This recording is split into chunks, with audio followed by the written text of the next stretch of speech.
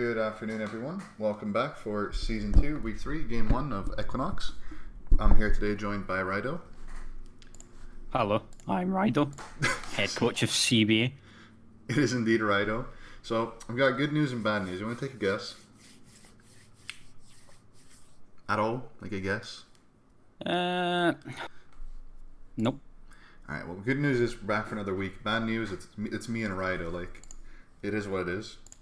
So, excuse us. You've already said it. It's been about 10 seconds. You've already said is what it is. Is what it is. Absolutely.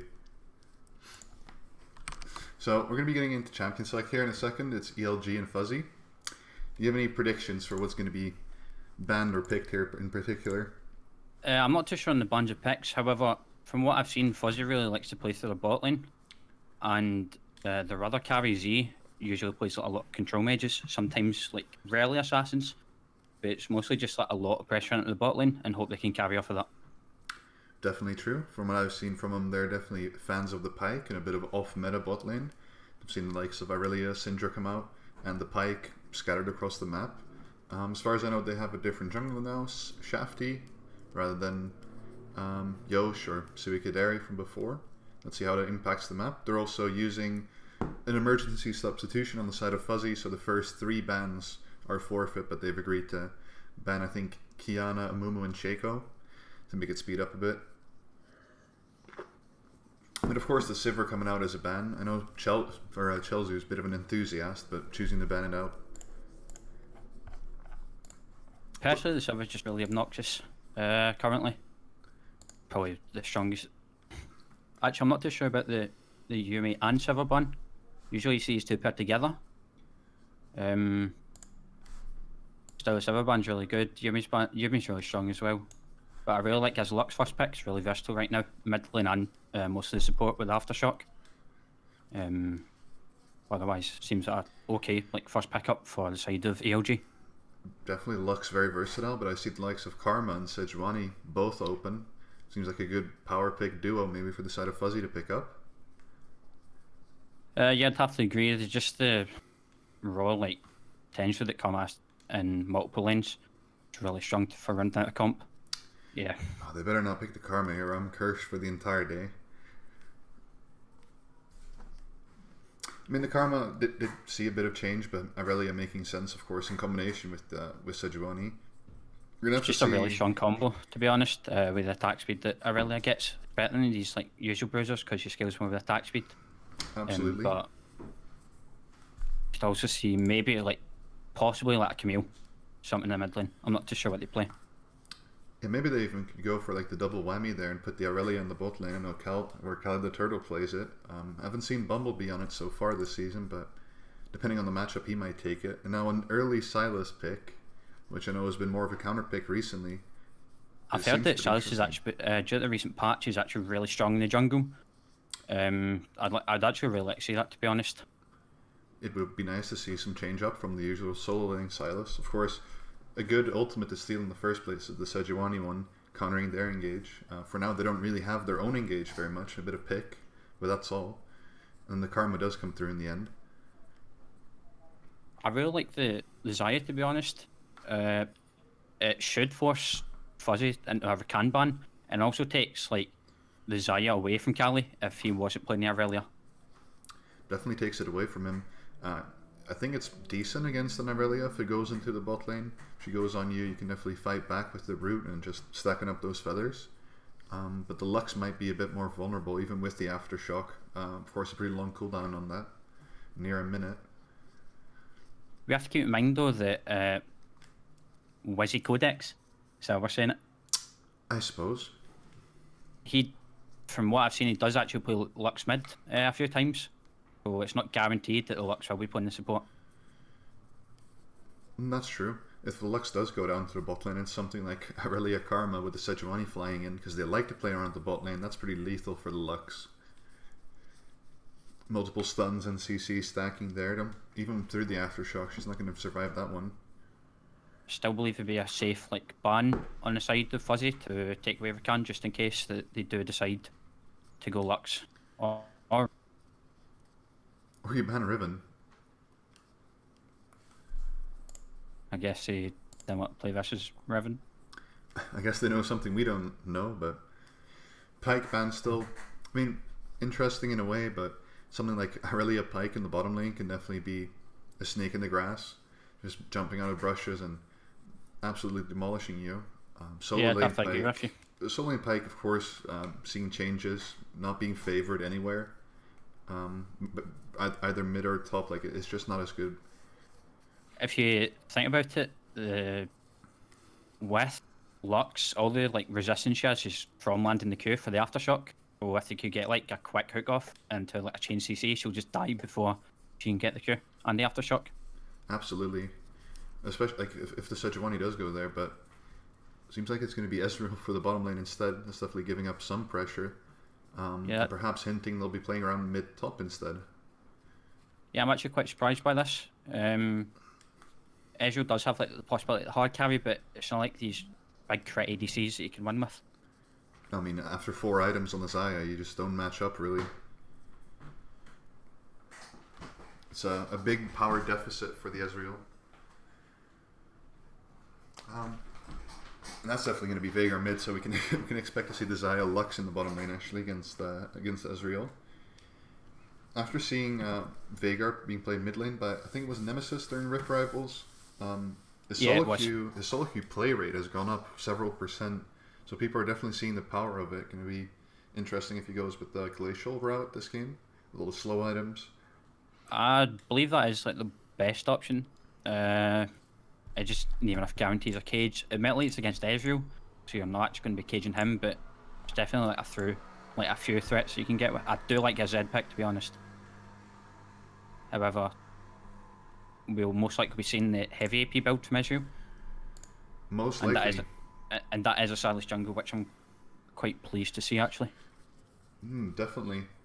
Silas jungle definitely been tearing up solo queue quite a bit. I think his win rate's doing really well. However, ultimates to steal on the other side, it's not too bad, but it's not really something I would pick it into personally. You've got the Sejuani ulti, which is always good, but you've got something like Ezreal and Zed and Sejuani, which can just jump out. Karma ulti's not really ideal. Ezreal, I mean, how much AP are you able to stack on this Silas? Aurelia ulti's just pretty crap overall. Not the best assortments of ultimates to steal, but I think against the Sejuani it will do fine. I mean, you can't really lose the fights. I think they will conquer usually on Silas jungle. Yeah, I do think it's still the Conqueror that people are taking even with the jungle. But an interesting choice to go for Zed as opposed to something like Camille to pair up with the Sejuani. I haven't really seen any Zed in recent times actually. As I said, Z does rarely pick assassins.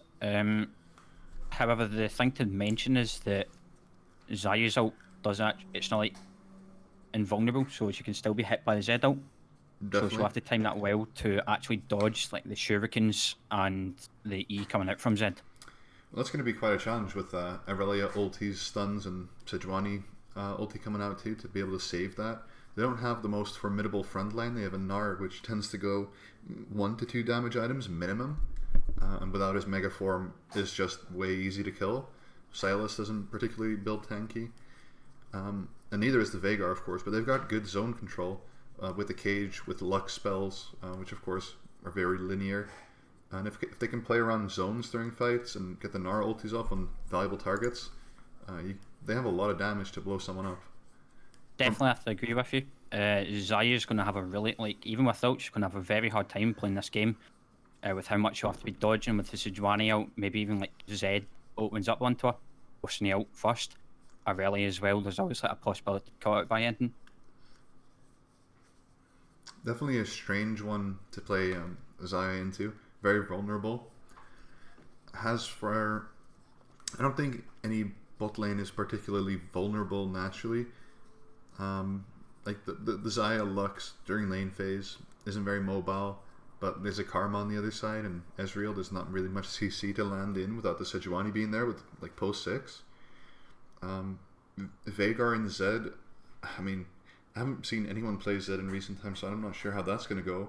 And Aurelia is pretty good into Gnar. So across the board, pretty lackluster lane phase, perhaps, for Fuzzy Esports. I believe that Fuzzy Esports will want to target this mid. Even with like the said auto attacks coming in for the Veigar, it might be like slightly difficult with how well they can time cages, but they definitely want to get this Veigar behind as early as possible. Definitely, if the Veigar gets rolling, then you can't really stop him as that team. At least you can engage on him, but everything is very telegraphed. The Irelia ulti or E, Sejuani ulti, like everything's very telegraphed. You'll see it coming. You can set the cage down, so only like one person get on top of you, and maybe even be able to turn as a team. However, in the lane phase, it's really going to be a bit of a skill matchup. I think if Zed ults, Veigar can put the cage down, and you can determine where Zed lands, of course, because of where you walk. If you can get him into the stun cage immediately, you'll be able to turn it around. But other than that, I think Zed just has much more reliable damage output than the Veigar with the long cooldowns early game, etc. There's still also the possibility of the displacement coming out from Silas, from Gnaw into the cage from Veigar. Very good. Doesn't always mean he has to be fighting in these flanks when he can just like throw them into the cage. And it's actually the spellbook coming out for Veigar, which I'm quite surprised about. I'm wondering if that's an oopsie or if that's deliberate. Yeah, I might have actually misclicked that. And Aftershock from Silas, which I think makes a bit more sense in the game. Yeah, I mean, they don't really have a front line, and being in extended fights against Irelia and Zed might not be in your best favor, or in your best interest, rather. Across the board, pretty understandable runes. I mean, Grasp from Nara to just survive against the Irelia, Klepto and Comet in the bot lane. Alright, so who do you think will win this game? I think ELG will win. Let's change the scene over, because we're finally in game. I have a feeling that ELG is going to win this game. I don't really have the faith in Fuzzy that they're going to end this like pre-30 minutes. And Silas skills incredibly well. Zaya skills incredibly well. Veigar is going to skill incredibly well. And I don't feel like Fuzzy will have the consistent and reliable damage output and engage potential to actually win the game post that time. But I'd love to be proven wrong and see a clean 20-minute victory. What about you? There's definitely like a possibility of like a good split push coming out from the side of Fuzzy. Depending on the build that Nar goes, he might not be able to keep up with the Irelia, and Zed should be like bringing a side lane against maybe the Veigar or Silas, which gives him like a possibility to like split up the map and not go for these team fights that ELG might be looking for. We just have Veigar screaming through the microphone right now here, but pretty understandable jungle start, I guess, from the Sejuani swapping over to the red trinket early. Yeah. And just getting a nice other ward at the Raptor is pretty standard. Both sides actually decide to go for that. As for starting items, pretty expected. I mean, 2 beta shields in the bot lane, but it is what it is with poke supports. Definitely more karma. I mean, we saw a trend week 1, week 2, just a bunch of karma every game. Banned, picked, solo lane, support. People just picking and putting karma wherever they please, and it's done well. I think it was like over 60 or 70% win rate last, or like week 1. Of course, week 2 was a bit scuffed because of the DC on the server. Yeah, it's just the possibility of like so many different kinds of builds that karma can go in every other lane. It just makes it really obnoxious. It just like wins every lane. It doesn't matter what you do. Oh, you have experience with that playing. Was it against Royal Reapers with CBA? The karma into the gangplank, just going Iceborne Gauntlet. You really just can't do anything. Yeah, we've been really enjoying the karma, to be honest. The old Dean's just forcing that in every lane so he can get as many supports as he can. But this is just looking like a quick fight. And the bot. Oh, that's a flash coming out from the side of Zaya. That's a flash of our karma taking the first blood already, like 2.5 minutes. This might be a return, and it is a return from Lux. That was unexpected, to be honest. That was a bit of an overreach from the karma, perhaps. Looking like a very clean one kill advantage, not even having to burn the flash on the Ezreal, but decides to go full Pepega mode. Can only respect it. I mean, it was 3 summoners on the side of ELG, and Ezreal gets to retain both of his, and they get first blood. Really isn't that bad, but this is actually quite smart from the mid lane. That's a flash coming out from Zed, and that's about it for that actual, what I'd say is a well-timed Lux room. Definitely good. I mean, the AD carry is just going to be farming safely at the tower bot lane. Usually see the roams coming out like level 3 to 4, more like 4 or 5 minutes into the game when the first bases come in, but of course it was forced early here by the deaths. Small item advantage currently for the Xayah, but I don't think Ezreal's gone back to base yet. Probably waiting either for the tier or for the Sheen. This is a gank coming up in the top lane. That flash by Sejuani onto the Gnaw. Both stuns connect. The flash forward. And they're actually going for this dive. Aurelia flashes forward, Sejuani tanks tower, and that's another kill in the top lane. Pretty clean. All in all, I mean, well set up. No jump available early for the Gnar, and of course I'd agree. The instant flash onto Gnaw doesn't give him the opportunity to hop away, and then that means that Aurelia can land her stun while Sejuani's getting her like E stacked onto him. It's just a really well timed CC chain. Of course, the infamous... for a ton gank after the TP. The first stun hits. Sejuani goes forward for the E range, gets in range of it, and that's another kill. Well done. Salute to them for sure. That was actually really smart. I'm quite impressed by that. I didn't think I was going to work out, but calling me surprised when not just TP's back to his death. And that's the classic, isn't it? And of course, the infamous duo of Aurelia and Sejuani just so good together, being able to cover so much distance, like proc each other's passives and like complement each other in many ways. And the Gnar just doesn't have the tankiness to like hold up in any way. Definitely not before he gets a lot of health and then goes into Mega Gnar form. He's pretty much just doomed at this point. He's not really going to be able to fight. I agree with you. That's a fade shot. Oh, south for Sheen actually. I like the decision not to go for the team ad insta buy, which I think he has the gold for. Being able to manipulate the wave is probably going to be more valuable either way. Yeah, definitely have to agree with you. But however, I think I prefer the Phage just because of the possible kiting potential that Norm might bring. The extra move. That's a flash from Lux, and that's a return kill in the bot lane. Yeah. All these things just keep on happening. I'm kind of speechless too. I think that might have been a DC, perhaps. I don't have the chat on to watch, but that was. Wait, you're saying it's a DC? If you didn't DC, then I don't know what to say about it. I'm just going to paint it off as a DC. What Silas wants to do right now is, okay, I guess he can click this, but he needs to go into the mid lane because with Zed's level 6, he's like instantly going to be looking for a pick onto this Veigar with the ult and ignite.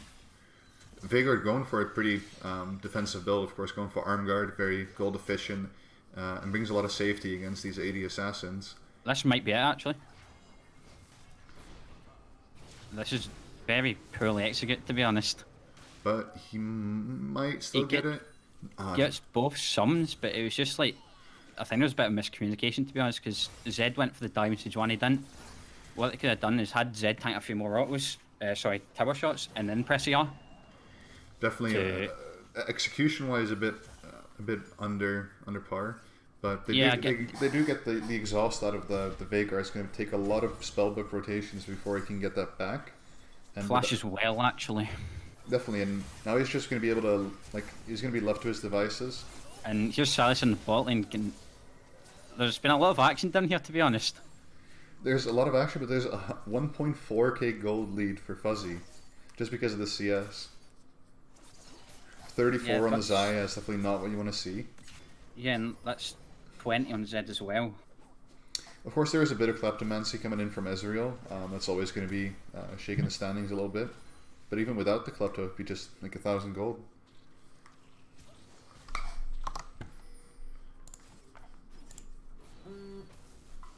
Really not sure what to say, to be honest. I wasn't expecting this much chaos coming down from the bot lane.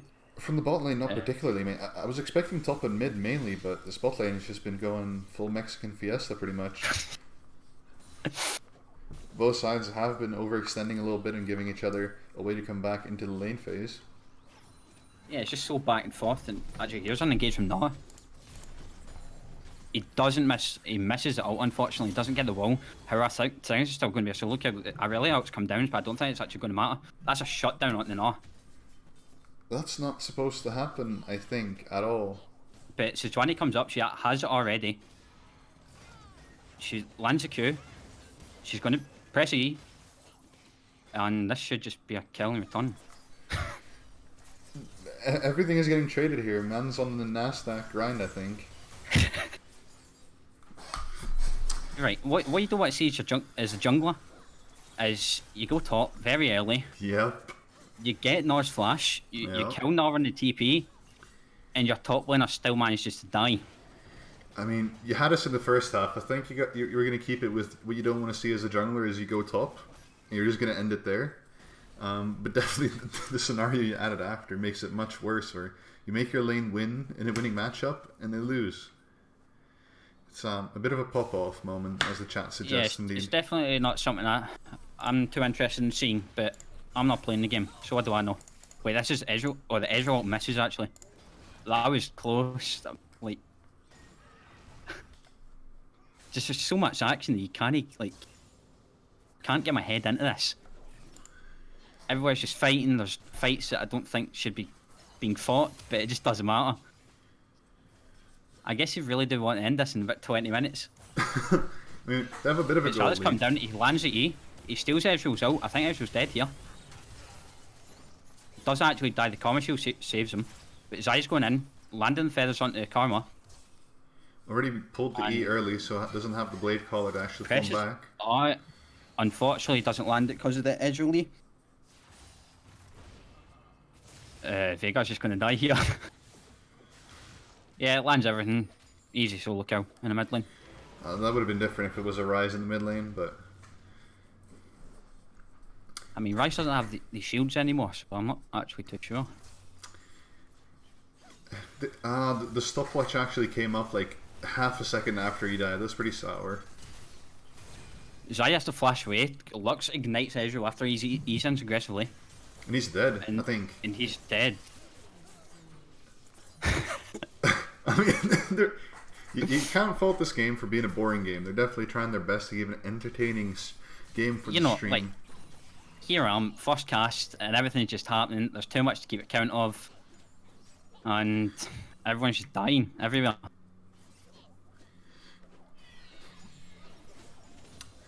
Overall, I mean, the top lane CS is starting to equalize a tiny bit. The Nar's just gonna do his thing. Irelia is definitely more dependent. Sejuani is up here again. The first stun lands. Sejuani presses the art, and that's a dead Gnar. Just in time. He's about to hit Mega Gnar and ult him back and stun him and do all the good stuff he likes to do.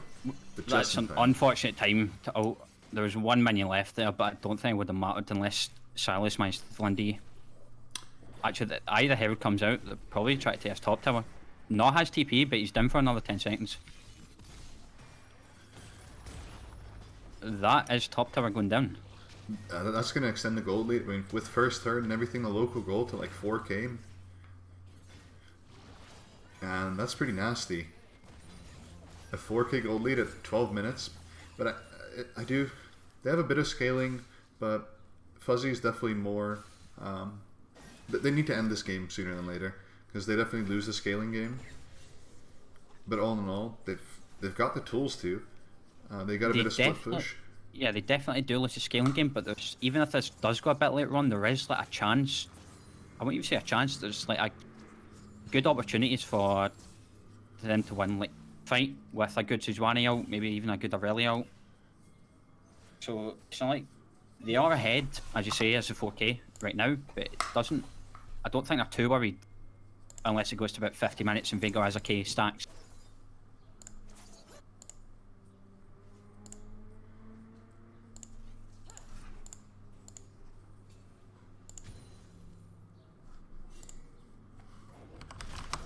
Oh, looks like Nor's dead again. It is indeed a recurring theme, but the one thing I find so actually, weird... a nice flash, but it doesn't matter. Alright, I don't even know what to say at this point.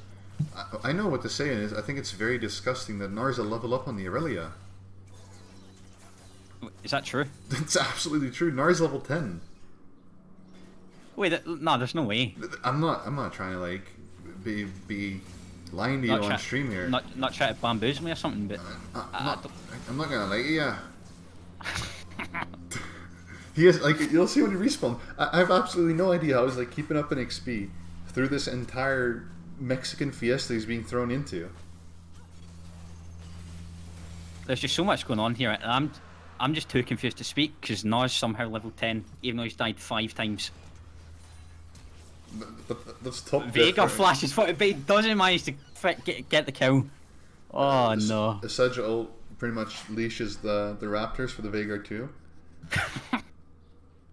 Oh, that's just the most unfortunate thing I've seen, to be honest. I mean, throughout this like little passage of play where I thought the game was slowing down a bit, that they've at 11 and a bit minutes, it was a 4K gold lead, and now it's 6K gold lead, and they're getting more plates in about 2 minutes. So they're definitely accelerating the game, even though it's looking a bit Pepega. They're definitely going on the right direction. See, if you look, there's been there was 3 plates in the bot lane, 5 in the top lane, and I think 1 in the mid lane. ELG got 0 plates. Yeah, that's. I mean, they got the first tower go up. They got a bunch of plates on the side of Fuzzy. It's just temporary goal on the map, and apparently these lanes were deemed to win. I don't really see how the bot lane has gone this doomed for the side of ELG. I think the Xayah and Lux definitely have the ability to keep up. Definitely with the push as well. But Zed flashes forward, Oz is Silas. Silas Oz back, reducing the damage from the Zed. He flashes away from the Sejuani. Lux dies to Sejuani. But now comes Ezreal from the side. Xayah has to R, and they're both dead. And this Veigar is going to die too. He's not got no flash from the previous engagement. Yeah, because he tried to flash in the Sejuani. Flash, oh, you've made the biggest mistake of your life. Ease off the game. And that's 7K gold lead for the side of Fuzzy. No Baron on the map, no real like objective to contest beside these towers, and it's just going to accelerate the pace of the game. Mid tower, very important in the vision game.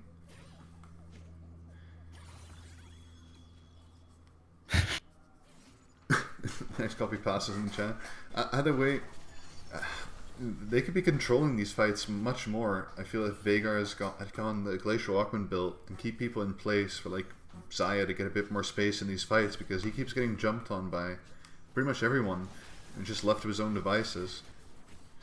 And the Silas really hasn't been able to do anything because he doesn't have items. He doesn't really have the stats to contest with the tankiness of Sedge or the damage of the solo lane carries from the side of Fuzzy. What you have to keep in mind is Xayah's still got 4 kills, but just like the CS difference in the Klepto from Ezreal is like keeping us so far behind in like comparison. Sure, she's got the ER. She's probably building it into... Wait, what? She's getting into a Zeal item. Interesting choice, but yeah, possible. Well, like, the IE spike is going to take like 1,000 gold longer. That's a good argument for this. Ezreal's going to base soon, I think, and he's got 1,800 gold in the pocket. He's going to complete the gauntlet, maybe some boots. Yeah, he's going to get them shoes on the go. Even, I think coming into this, I was like, God, he's got to go this AP build or he's going to get scaled, but I don't think that's even necessary at this point. He has decided to go for it. Yeah, definitely is going to... It is Luden's time, absolutely.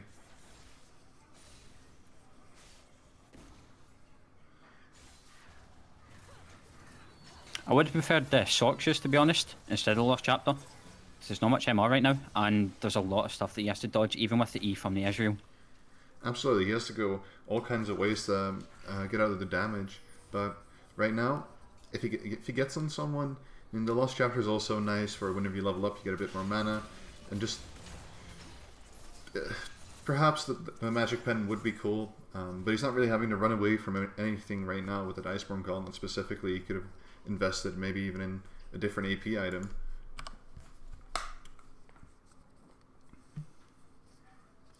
And the chat is going absolutely wild. Thank you for chatting, everyone. I was gonna go and like try and get a comment or a question from the chat and talk about it, but I'm not gonna discuss what's in the chat. Long story short, you need to use your active items on Veigar, especially your Seraph's Embrace, and maybe that's the fault of Wizard here. He did not go for the tier build. He doesn't have a Seraph's Embrace to use. But he does have a lot of damage going down onto the Zed. Just sitting there with the Zonius right now, he doesn't have many tools to work with, and no one on his team really has the big spikes that are coming down on the side of Fuzzy. And this is coming from a dive onto Veigar. He pops his Zonius, but I don't think that's going to matter. He's definitely still dead here. Sejuani didn't even proc the Aftershock and lost about half his HP. Right, do you know what I hate? Alright, these Sejuani players, they're put on Sejuani because he can't play jungle and he buy Warmogs right after Cinderhulk, not getting the 3,000 health for the passive bonus. Infuriating.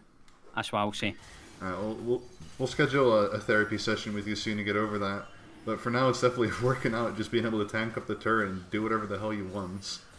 And the dead Gnar. And that's what R coming on to Gnar. Everyone's just... He's dead again. Glacial Prison just having too much of a range, and the Gnar with only a bit of health, backing his stats up, no Mega. He's pretty much just as squishy as the Xayah on the other side, minus a Ninja Tabi. It's kind of just unfortunate when your top laner dies once every 3 minutes. Is what it is. Yeah, I'd have to agree with you on that count. I mean, he's actually dying every 3 minutes indeed, I mean. This is a 10k gold lead at 19 minutes. I'm really not sure how ELG plan to come back in this game. It might sound a bit like it's double-edged because Fuzzy have this gigantic gold lead, but they're not accelerating the game as much as they could be. They just got the pick on the Gnar, they got the dragon and everything, and instead of actually trying to push that, they're just resetting and giving the opponent like a bit more breathing room, another 2 minutes perhaps. However, the Baron's not even up to contest, so they can just sit in a split push scenario with like Zed in the side lane, no teleport. Not really a big deal. Right, there is an upside though, okay? The last time Fuzzy had a 10k gold lead, they lost to actually CBA. So what you're saying is ELG is going to win? Absolutely. And then the next time they had a 10k gold lead, they lost to actually CBA. So this is looking like, from past experience, and if history repeats itself, this is an ELG win. Well, as the chat is instructing me, I've looked at Sejuani's HP, and it turns out he has 2,994. He's 6 short of the Warmox passive. What can you do? What can you do? You go a Ruby Crystal. Or you go Overgrowth if they haven't done that. And yeah. Veigar's dead. Never mind, Zed's dead. Oh, I actually missed that because I didn't have the directed camera on. What actually happened in the bot lane? Can you break it down quickly for us? Alright, let me just picture a scenario. You are a 0-3 Veigar, okay? Absolutely. You're under tower. Yeah. This Zed, he's sitting there with his 2 big lethality items, presses R on you, okay? Absolutely, go ahead. You miss Cage, yep. Probably miss all your abilities, but get this. You don't press R actually, still has R up. You press Zonia under tower. Zed forgets his range on Q, walks in for auto attacks, and dies to tower. Well, that's an outplay if I've ever seen one. I would have to agree with you. Colorful illustration by our play-by-play caster here, and pretty much it's the breathing room that I was speaking of just a second ago, that they're just giving him by not really making a decisive move on the map and getting things done. They're just sieging and giving them more and more farm. Their siege is of course very safe with like Karma as real Sedge, but the tower's not really taking too much damage at all. What I think you should do is just go to Baron. Just go to Baron. If they try to fight, they lose. If they don't, if they don't try and fight, alright, you get Baron and you win. That's actually pretty logical. Have you done that before, or is this like a theory? Know, you can't become the head coach of CBA without being incredibly intelligent. And evidently you can, because you're it, but yeah, what now? I mean, they're doing the same thing they've been doing in mid lane, or like or in the mid lane now, in top lane and bot lane, just stalling the game pretty much. The towers are not really taking damage. I'm not sure if they're waiting for the next dragon. Let's scoot over to the dragon pit, and it's an infernal, so that might be a good thing to wait for. But the scaling game is being lost. I really don't know why Sejuani is just kicking up this top side for the 1 in 6 now. Try to make it 1 in 7. Barman's just sitting here. What do they need to do? Get every member up to the top side jungle, clear all the vision, and debarman. Let's see if they're going to actually go for it then, but for now Ezreal's just going in and dealing a bunch of damage. I mean, I wouldn't even say that's a bunch, to be honest. I think he just turned his... he just got back for everything that he done. That's been the trend of this bot lane for the entire game, pretty much. It's tit for tat. They just kill one person and they get killed right back. Perhaps playing a bit of overconfidence on the enemy.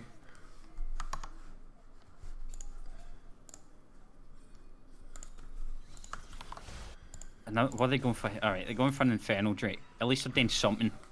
Something that's actually slightly important instead of trying to kill the 1 in 6 Nova again. However, Ezreal's going back. Oh, he's got TP. Never mind. TP on ADCs. Wow. Yeah, that's very balanced. But this whole time, Aurelia's just been top side. She has a TP, but I think she's just going to commit to this. But actually, I think she's wanting... No, she's just commit to this spot push. Oh, might be giving up Dragon here. He's teleporting now. Okay, so the teleport comes out, but they're already away. But they can chase here for sure. I mean, they have Sejuani Blue Smite. That's right, one down. Silas dives to the Z ult. Sejuani's coming for a flank. Everyone's dead here.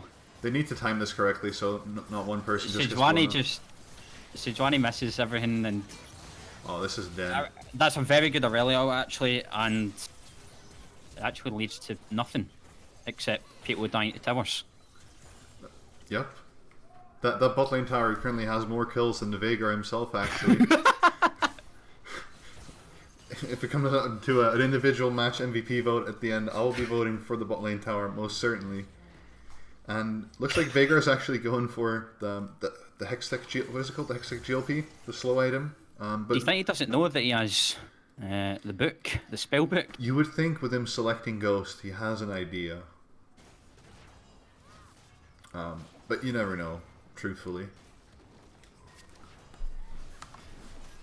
That, like, they shouldn't have started. They shouldn't have got Drake to 2k HP and then channeled to teleport.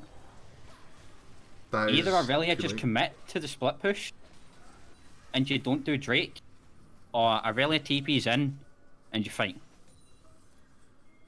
Because he had all five members down in the bot lane, but they just start dragging and then... Alright, it looks like Silas has lost all his HP. I feel very bad for this man, in all truth. Oh, Lux is dead as well.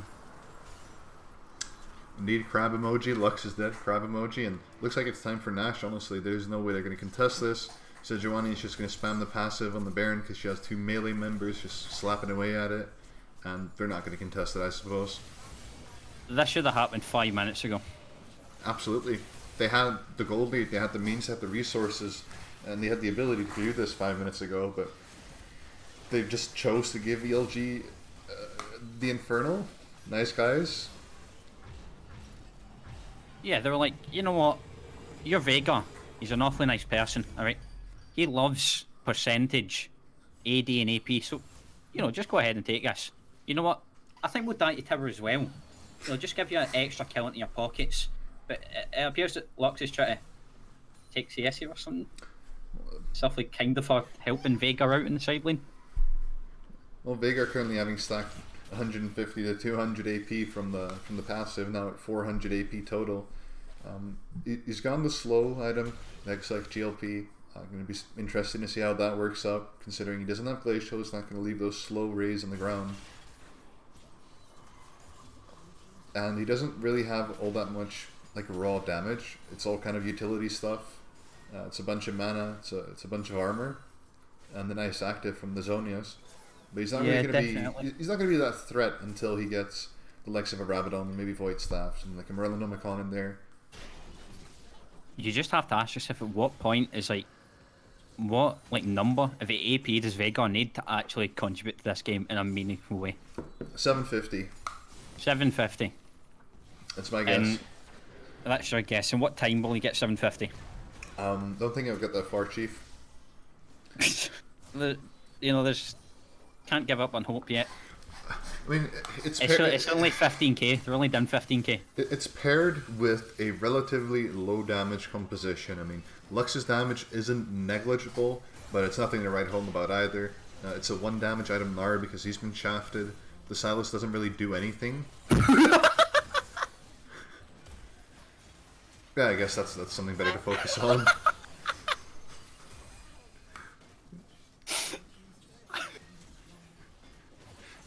So on the professional Equinox broadcast. Thank you for tuning in, where you can see the best of the amateur scene. Right? Oh, it actually looks like Ezreal's dead. Alright, so you fail your zone use, but you one-shot Ezreal. Redemption stories. If you forgot he was playing Ezreal. People just love a redemption story, don't they? Yeah, they absolutely do. I think that's a strategical move, if anything. Oh, that's a combo we're talking about that they failed. Right on Sejuani, misses R into the cage. There's just minions and Sejuani misses R as well. Either way, it doesn't seem to matter much. I mean, there's minions pouring in, Baron buffed minions.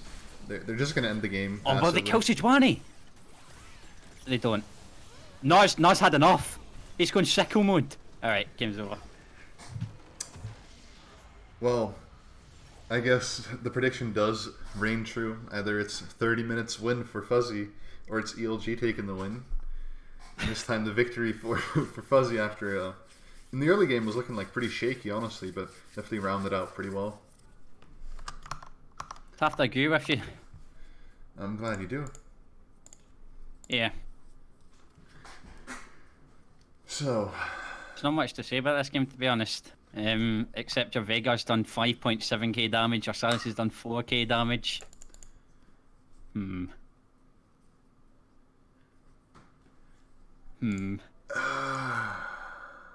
See when you're... Oh, it's not 1 in 6, it's 2 in 6. You're 2 in 6 now. It's done the most damage. It's completed the most damage on your team.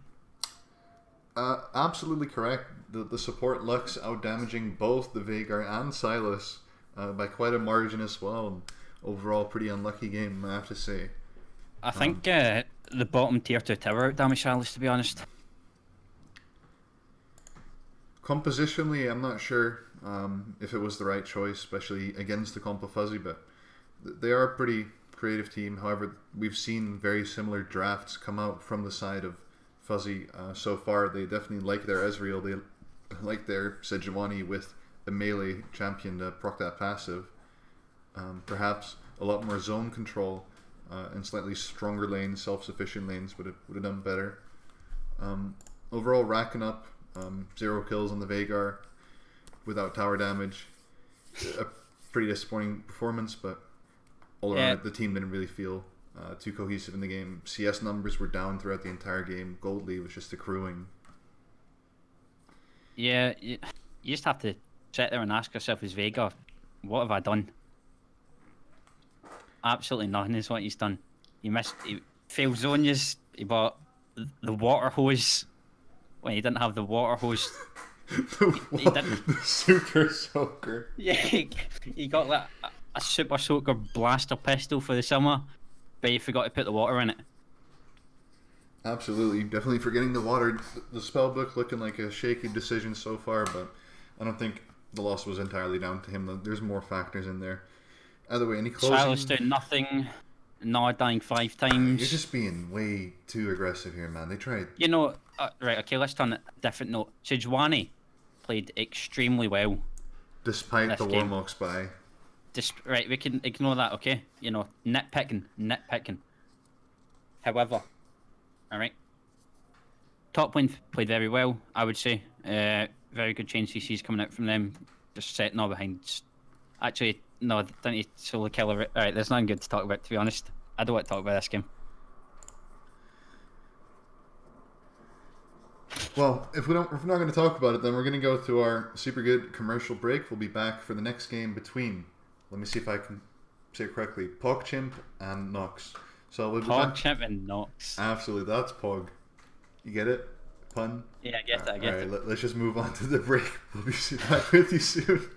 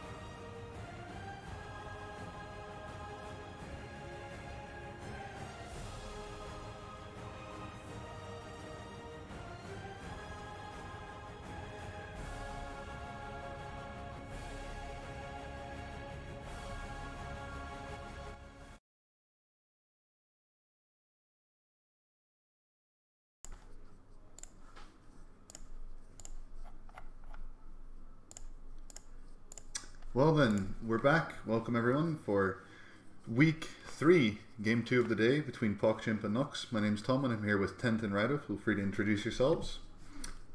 Hello, everyone. Yeah, I will turn you down. Well, that was a bad introduction. Yeah, do turn me down. I do get pretty loud on the stream.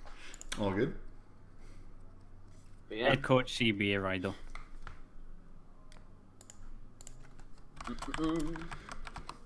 So, a pretty good matchup, I think. Pogchimp and Nux.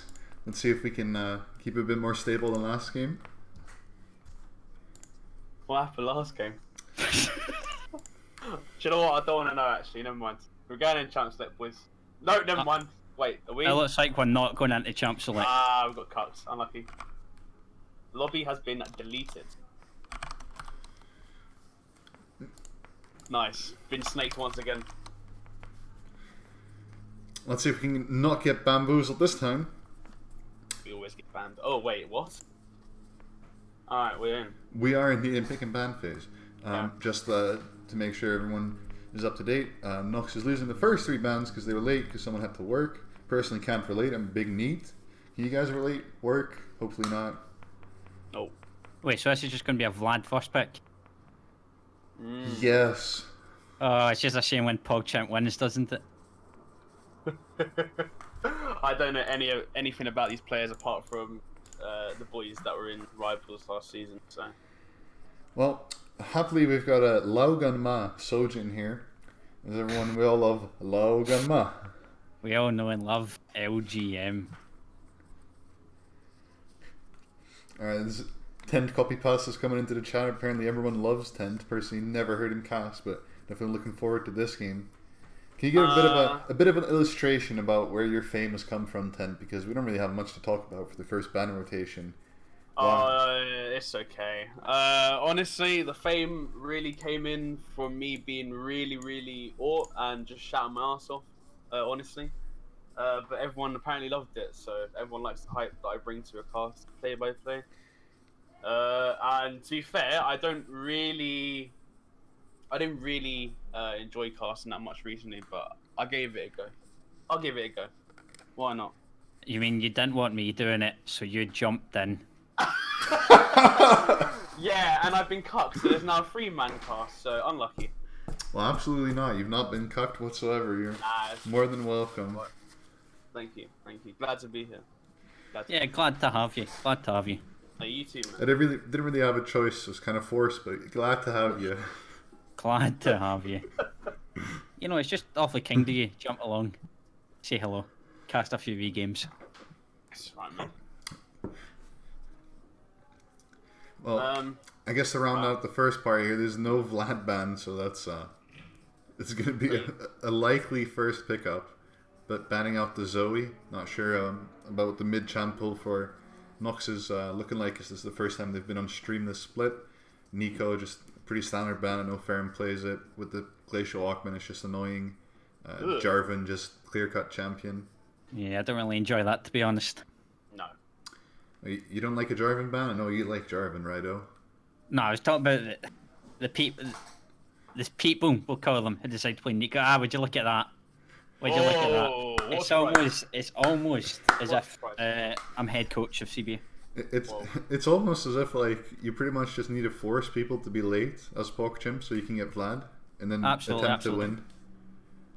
Yeah, it's still an attempt to win because I'm not going to win this game. It's definitely going to be an attempt.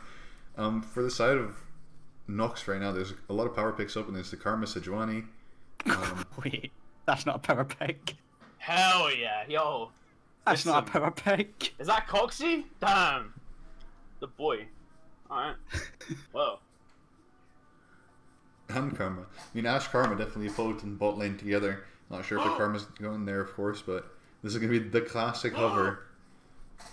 It's an absolute shame when you lose 3-year bans versus the 2 tricks in the league. Please, Zach. Please. No, please. I want to see Pineapple Zach again, man. It's not going to happen. He knows. Champion's just not good. Too strong. Nope. Yes! Yes! Yes! And Corky. Let's go. Corky as well. Let's look in the Corky. Allowing on So my happy. Sojin. Please lock in Corki, and we can pretty much just wrap it up right there and then. I mean, he's got the barrier and the summoner spell, so Lux maybe. If it's not Corki, I'll be disappointed, frankly. Oh, No Jin for Pushka. That's definitely a letdown. obvious. I But mean, at least it's not Sivir. It was either Ezreal or Jin. It was one of the Absolutely. two. Not that he can't play any other ADCs, but you know he It's Pushka. You gotta give him some love. yeah, man. Don't like the Jax pick, probably for Ferrum. Don't know. Could go jungle. You never know. Indeed, you never know. I think that the jungler on the side of Nox Tombi, he's been known to play a bit of off-meta picks. Not sure if Jax could honestly be considered off-meta when he's picked that often in solo queue, both jungle and top. But against the Vladimir, I mean, you can match up pretty decently. you mean what's going to happen is their jungler's going to pick Sejuani. He's going to get Warmog's second item because he doesn't know how to play the champion. And they're going to win because they have Jack Sejuani. I'm still not too set on the Ashe first pick, to be honest, when there's so many better champions that they could have chosen. It is a bit of a curveball, but perhaps it's a strategy they've thought out. Of course, DMO coaching Nox, so you really Yeah, they never thoroughly put into the coaching of Pogchimp. I hope that is a Jax jungle, and I really want to see Ferrum pick up that Nasus in the top lane. Yeah, that'd be really good.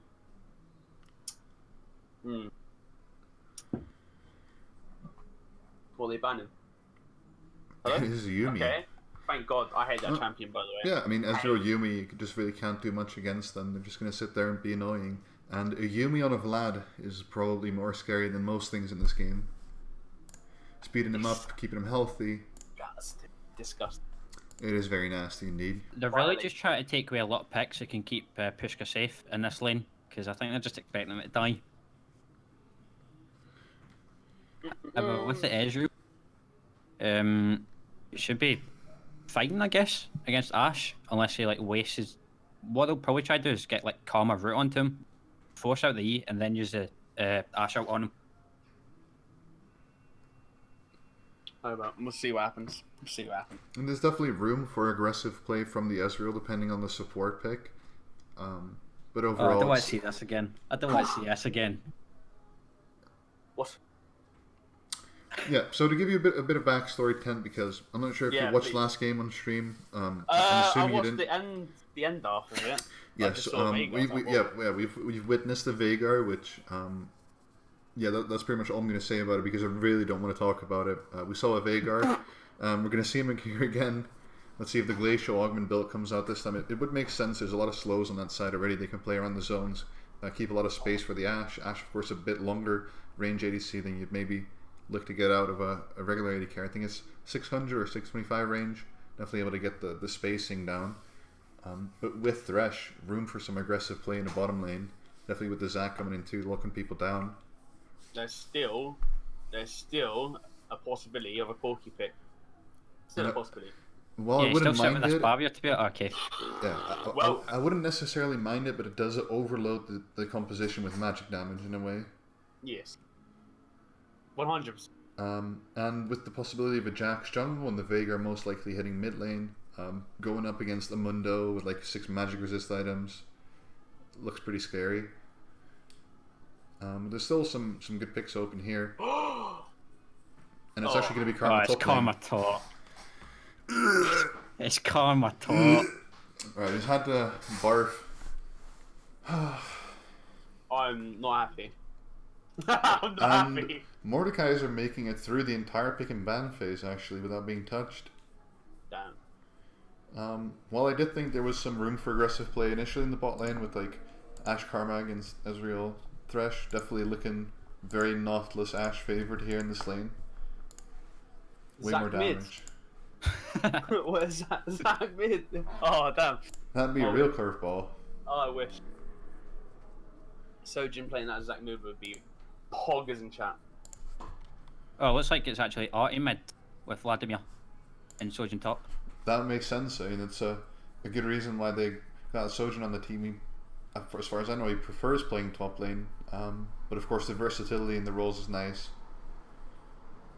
Hell yeah. RC mid, yes. That's what I liked. That's what I loved. All right, predictions for this game. A hard one, very hard one. There's a lot of CC on the side of not gonna lie, loads of CC. Actually, more CC than the Glacial comp in a CFC game. But on the other side, there's a lot of snowball potential with the Vladimir. So I don't know. If it goes late game, Nox has got a very, very high chance. But I think Pogchimp's gonna win this game, honestly. So that's my prediction. Yeah, going against all gods. I feel As far as I can see, this is a 100% Pogchimp win.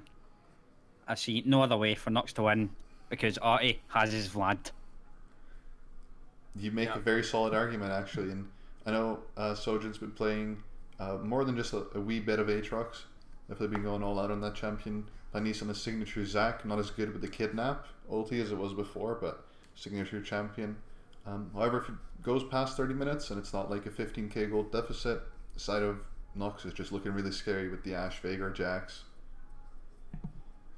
Yeah, and I know that Nautilus is gonna mow through everyone as well. But there's a lot of peel on the side of Pogchimp, so we'll see. I have faith in Peskinsia. He may be gold, but woo!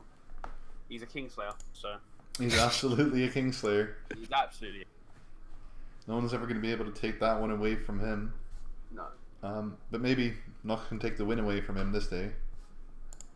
He is the Roccat of EQ right now. He's the Roccat. Perhaps the Albus Luna Nox of EQ. Remember when the Russian Mow down everyone. the CIS wildcard team winning against the Rox Tigers in a 75-minute game with the Taric. Absolute Kingslayers if you've ever seen any. That Tarek is mean, bro. Mean. And also with both teams I know have played a bit of Sona, and it's open. It's not picked. Both Sona and Taric are open. I feel like for the side of Nox, with a Jax in there and perhaps a different top laner, they could have gone with something like Sona Taric and just absorb all the pressure and have more reliable, unlosable late game. I just realised this game is not difference. Never mind. Nox wins. Nox wins. They got Nautilus. Both teams have hook. True. But does Fresh have a point and click CC ability? All right, Tom. As Hook Redemption himself, all right. What one's better? You know, who's going to win this? What Hook is going to win this game? Alright, mate. I'm not going to lie to you. No, you better stop that seriously. That's just Nautilus difference. Hell yeah. It is absolutely Nautilus different. I think with Thresh you can be so much more creative, and a good Thresh player can definitely outshine a good Nautilus player. But overall, how do you call it? How good you have to be at the game is definitely. You can be a lot worse at the game to still be successful with Nautilus. You just there's press R. definitely a lower skill floor for Nautilus. Exactly, and I think the ceiling for a Thresh is higher. However, having played with Emil's Thresh, this might be a difficult one. Nautilus is it's really nasty. You can kill the Thresh every time in the lane. You have Ashe ultimate and the Nautilus just lock someone up. They also decided to go with the Glacial Aquan on Veigar. I like that decision. Ooh. And Kleptomancy on Karma actually, rather than a Comet or Grasp, looking to milk the Aatrox. But if he ever gets a gank, then having just Klepto really doesn't help him in any way. Just to keep in mind, it is Glacial Augment instead of the spellbook that we saw last game on the Veigar. So that's just hard mid-diff right now. I know Vlad does reasonably well into the Veigar. You have your pool to either get under his cage or stuff like that, or dodge out of his ultimate. And looks like we're ready to get in the game. There is definitely a wee bit of outplay potential on the side for Artemis's Vlad. Let's switch him around right away. So we have the Aatrox in the top lane and Vlad in the Oh, that's what you like to see. Buzzkill. Buzzkill. It wouldn't be an actual league game without pause. I think we were undisturbed last time, to be honest, but I was Actually, I was disturbed by the gameplay, so I guess that counts. Oh my god. There's always a pause when I'm casting. Come on, guys. Please. It's the caster curse. What can you do, man? Well, I've got the chat disabled for the stream, but is there any information about what the reason is in the chat on your side? Pineys is... They're waiting for Pineys to come back. It appears Artemis has a Doran's ring. Ah, he does indeed. I respect that. Yeah, I 100% respect that as well. Bit of BM to dog them up, but you know, just flexing his prowess on Vladimir, I suppose. Doesn't need anything else apart from Doran. Oh, apparently D-ring Vlad's a thing now. Really? Why? Because of Dark Seal resale value and AP nerf. Ah, oh, of course. It's the mana on the Doran's ring is just too good. Yeah, cheers for that. I was awfully keen. Just about to get to that. I mean, perhaps it can. It's a minor thing, but CS:GO and Vlad in the early game can sometimes be a bit challenging with like all the trades going on. Extra 5 physical damage to minions on hit. Perhaps that's the game changer. It could be indeed. Other than that, I mean, it's just good AP on it. You have health. Don't really need the Dark Seal, as you heal enough on Vladimir, you don't go Corrupting Pot.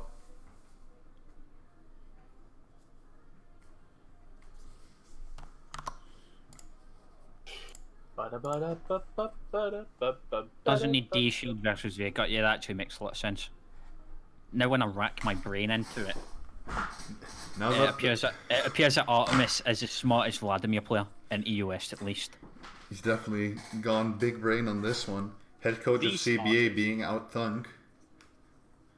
You know, sometimes you just have to admit when you're wrong, and in this instance I will hold my hands up and say, yeah, I wasn't correct. Respectful. Well, looks like there's a Pepe in a wheelchair appearing in the chat with the text RT Vladimir. Whoa! Wait, it's being unpaused.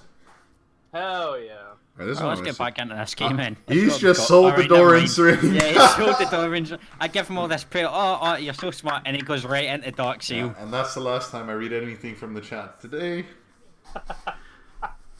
Dude, yeah, what do you know compared to Artemis's Vlad? You know what I'm saying? Just when you think you've got him. Have you seen this splash out for Nosferatu, Vlad? Seen his forehead? Man, he's got That's a 6 head. That's a big brain right there, boys. Not gonna lie.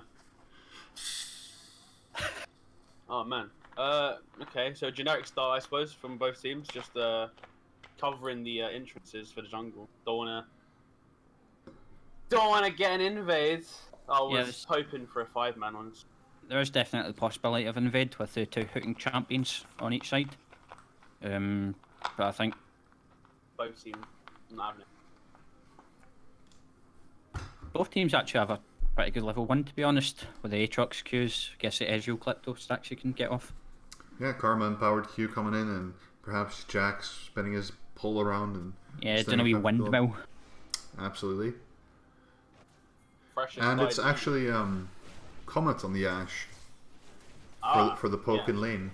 Yeah, I think definitely go for that poke ER build. I'm sure Trinity Forces build on that as well. Oh, this is going to be a wee bit of damage coming up.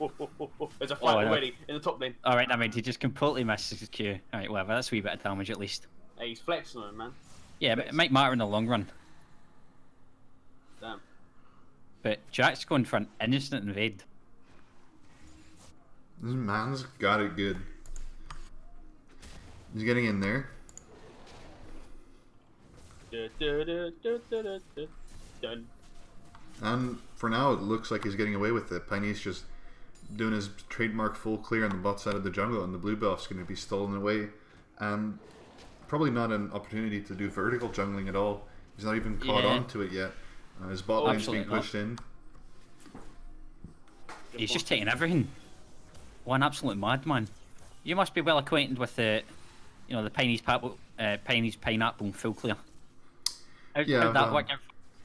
How did that work out for me? Well, /FF is the easiest way I can put that one into words. but Pine's just going for a wee gank here in the mid lane. There's a gank going on. There's fighting going on. Oh, he's coming in. He gets the Q. Gets the offshot.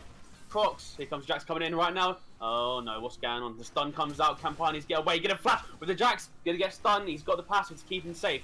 Jax is wanting to get the kill on Artie. Artie goes to the pool. He's gonna get it. Bang! First blood to Artemis' Vlad, and he's a big brain player, and he's stomp everyone in the mid lane. That's an easy bait. That might just be the easiest bait. Not sure about Jax flashing in with the Zac passive being available. Bit of an interesting one.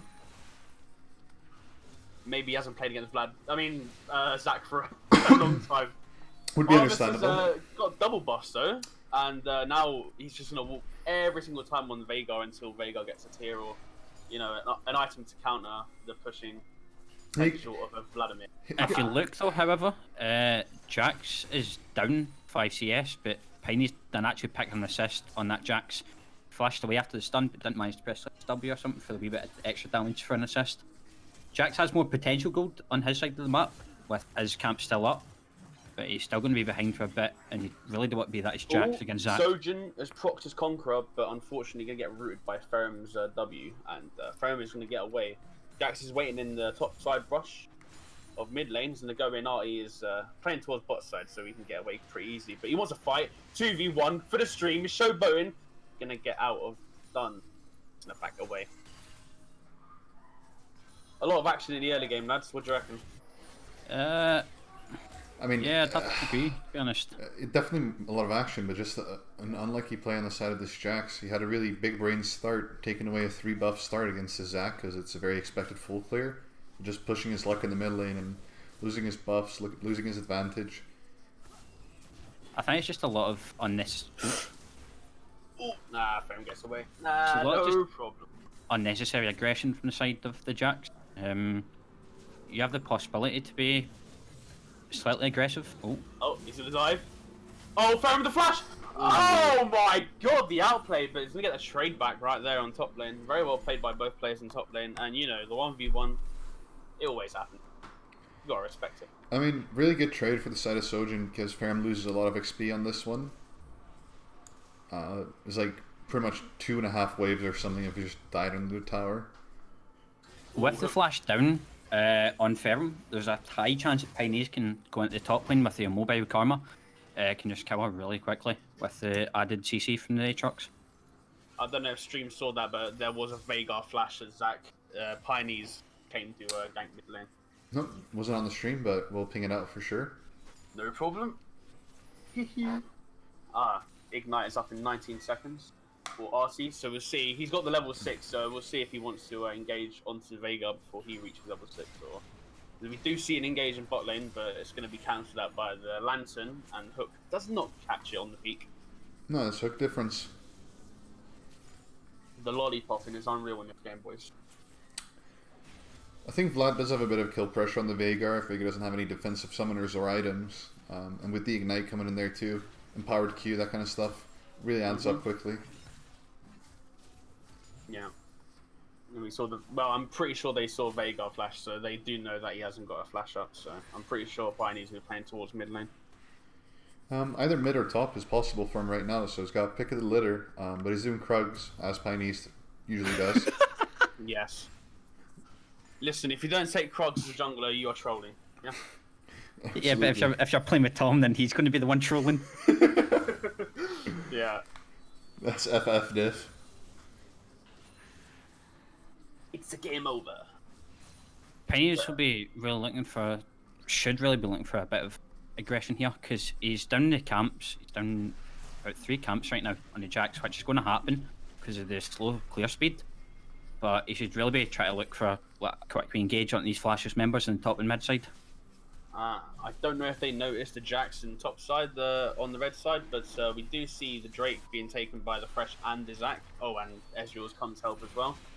Oh, he's going to go in on mid lane. He's got the phase rush. Going to ult in. He's got the ignite. Going to get the empowered Q pulls. Going to get the kill. Solo. Well played, Artemis. He's popping off, boys. And an Infernal Drake has been taken for the side of Pogchimp. We see Jax going into the mid lane. He's going to flash away. And a TP from Sojin is going to make sure he gets out with safety.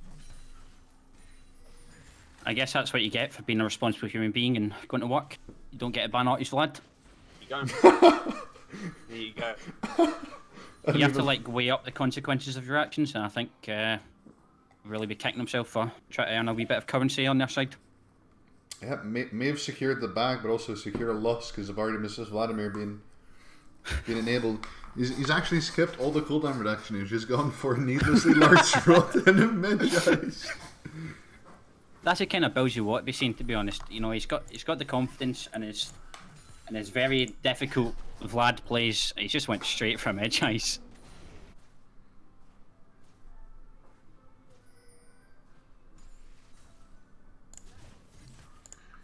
Sorry, gents. We just got a call stream. My bad. Not professional whatsoever. No, no need to worry. Yeah, no worries. We're just waiting for you. Oh man. Oh, Ash has been ulted. Here comes the Nautilus. Gonna ult as well. Gonna put the aftershock. And unfortunately, Fresh is gonna flash away. But there's a flash coming back from the Nautilus and gets the ignite down. Fresh is dead. And unfortunately, nothing else is gonna happen as Vulcan is gonna flash away from the Zac engage. Well played to Nox there. Pick up that kill.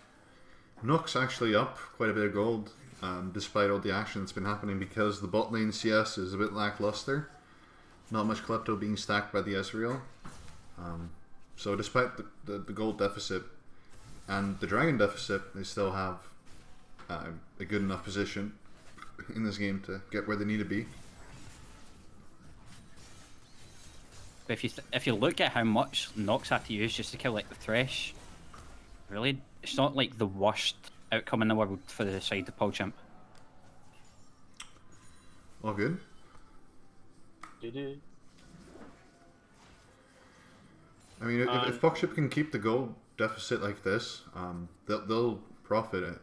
Assuming Vladimir doesn't get up to 10 kills, then the Veigar will get where he wants to be. Karma's going a bit more tanky, but with the Ashe poke build, I haven't really seen it do all too well in team fights and such. So, with what's it called? With Pogchimp definitely looking to team fight with their composition, we're gonna have to see how the poke Ashe build comes into fruition there. A very important time to keep in mind is Infernal Jet is up in about 2 minutes and 20 seconds. Karma's going to have her TP, and Sojin won't. So there's like a bit of an opportunity for the side of Nox to do something with like the ahead bot lane and maybe getting like a TP from Karma.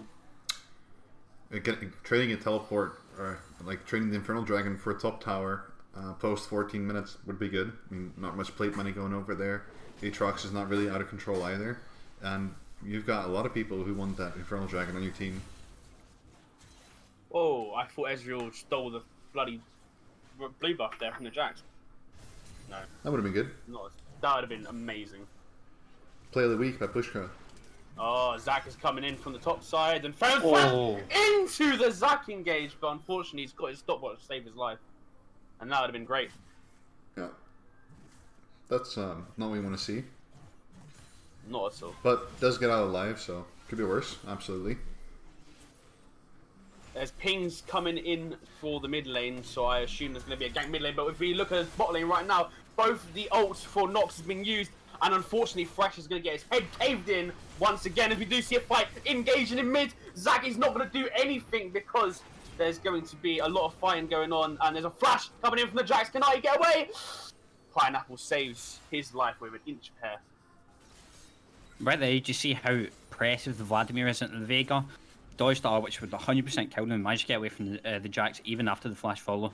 Piney's ult did save him, but Vlad W just against Veigar is just so impressive. Yeah, it's also impressive when your Jax keeps flashing in and dying for no reason to this Vladimir. Doesn't make it matters worse. 6 stacks on the Medjais. Once he gets 10 stacks, you get the movement speed. I think definitely gonna help him out big time. We'll see what he does when he goes back to base. Now I think he has 1.7k. Whether he decides to go for the cooldown reduction with the Phoenix Codex and Kindle Gem, or actually like rushes a Spellbinder or something. Oh, Fresh has got the Flay and the Lantern to get Artie back into the fray, and unfortunately the Veigar is going to go down. But Fresh is KS'd Artie, which is not good. I think Artie needed them stacks a lot more than the Fresh did. Also, something to point out that Karma TP top lane with Infernal Giant coming up, so they've lost their TP advantage.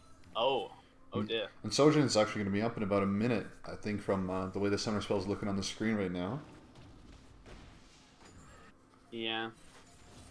I think Nox has the bot side pressure though, so we'll see how that comes into play in the coming minutes. Just getting vision down. Well, it looks like a Rabadon's death cap rush for the Vladimir over here in the mid lane.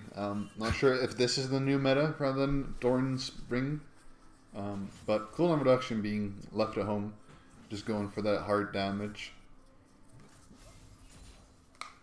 You know how it is. He's going to be smacking some people around. Ooh! And Oh, Thresh the saviour.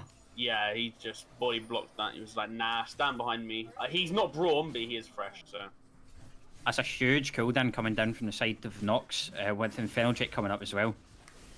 There is a lot of pings going down bot side, so we'll see what happens here. We do see the Jack actually start Drake, I believe. Yeah, he is. Jack's going to easily start this on his own. See what happens. But look at the mid prio. Vega's pushed so far in that he can't like come to help straight away. Artie's already waiting here. Yeah, they've But he's actually just gonna be reset the letting Drake. fun. There's a TP coming in from Sojin. Can come and stop it? No way. Here comes the Veigar, gonna stop Sojin's teleport from getting. Sojin has ulted. Here comes the Flay, gonna get the Lantern, gonna get the hook, and he's shut down. Skintio is about to pop off Veigar. Can't do anything. Isuka gets a double kill, and they're gonna pop the hell off and go straight to the Infernal and claim their rewards. 18 stacks on the Vladimir Medjais. This game is about as done as well done steak. It's literally just done. They're finished. You just have to ask. You really just have to ask yourself now. Is Ferrum like what's that extra like 5 CS worth of teleport, which our team just like threw the game? And another one, dude. Oh no! Jax has just been taken out. Oh no! That's not what you want to see in this game. I've been told by the chat that this jungler on Jax went 11-3 in week 1 as Jax jungle. Well. And now he's definitely still got the 3-part correct, but he's losing those kills as opposed to week 1. Comeback king, boys. You never know. Tom B1 gonna come in and gonna crack your skull with his stuff. And actually, because of the Jax pulling a bit of a Mexican int in the mid lane, 20 stacks on the Vladimir Medjais. I'm sure he goes back to base right now. He's gonna purchase his death cap. He's gonna purchase like maybe a health crystal or like an amp tome for the cooldown reduction in a bit, and it's gonna be nasty. And it's gonna have like 300 AP. Let's have a look. No, but yes, right. Vega got his water pistol. I said 300. He has 435, 15 minutes on Vlad. I don't think this one's going in the right direction for Nox. Yeah, Vlad. I mean, to be fair to Nox, they're only down. Yeah, very close. They're only down like 1k, but they've lost 2 Infernals, so I don't know how that would play out. They're only down 1k, but the goal difference there is on a very important member. Yep. Oh my god! I don't even need to cast that. It's over. And Artie is pulling off a 10 back in week 1 in CL. He's showboating as hell. And Nautilus just wants to run under tower. We do see a fight. Top lane Jack's gonna go in. Gonna get a stun onto Pasquinto under tower. Ferrum gets a kill as do see Sojin engage in the mid lane. Gonna pull Veigar back into his stun. And unfortunately not gonna have anything happen. Gonna charge back in. And unfortunately not gonna get anything. And Veigar's gonna pop the ult. And yeah, nothing's gonna happen there. But there's a lot of fighting going on in every single lane, and I do enjoy loving the fights. Oh, what's going on here? Top lane, here comes Zac. Gonna get the lantern, gonna get the stun. And unfortunately, probably gonna get the kill, I assume. Flash away, but the tower shot's gonna hit. The lantern is gonna be hit onto Ferrum. And Pioneers is not gonna get the knock up there, and Ferrum is gonna run away. Not just a joke there, because he's going to get lanterned again. Jack's just watching, he's like, no, my dog is dying. Wait, Ferrum's actually going to win. Oh my god, what is going on? Oh my god. Oh my god. Sojin is dead. He's dead. And Jax is into it again. Oh, wait, what's going on? Nox comeback is coming, boys. Wait a minute. Pioneers has got his passive up, but I don't think it's going to save him. As Ferrum's going to get another kill. KS, dudes. Damn. You just saw like Thresh messing up Zac CC, then Zac just missing everything else. It was just awful to watch that. Karma with the empowered W, just healing all back to full health pretty much, not being able to die because of the frozen fist. That's why Karma top looks OP, because people try and kill her with Zac and Thresh. the Q pulled cut Jax out of the first Zaki, and then the Flay pulled out of the next one, and then Piney's missed about 2 Qs. They might both be Swedish, but they don't really have the synergy down just yet.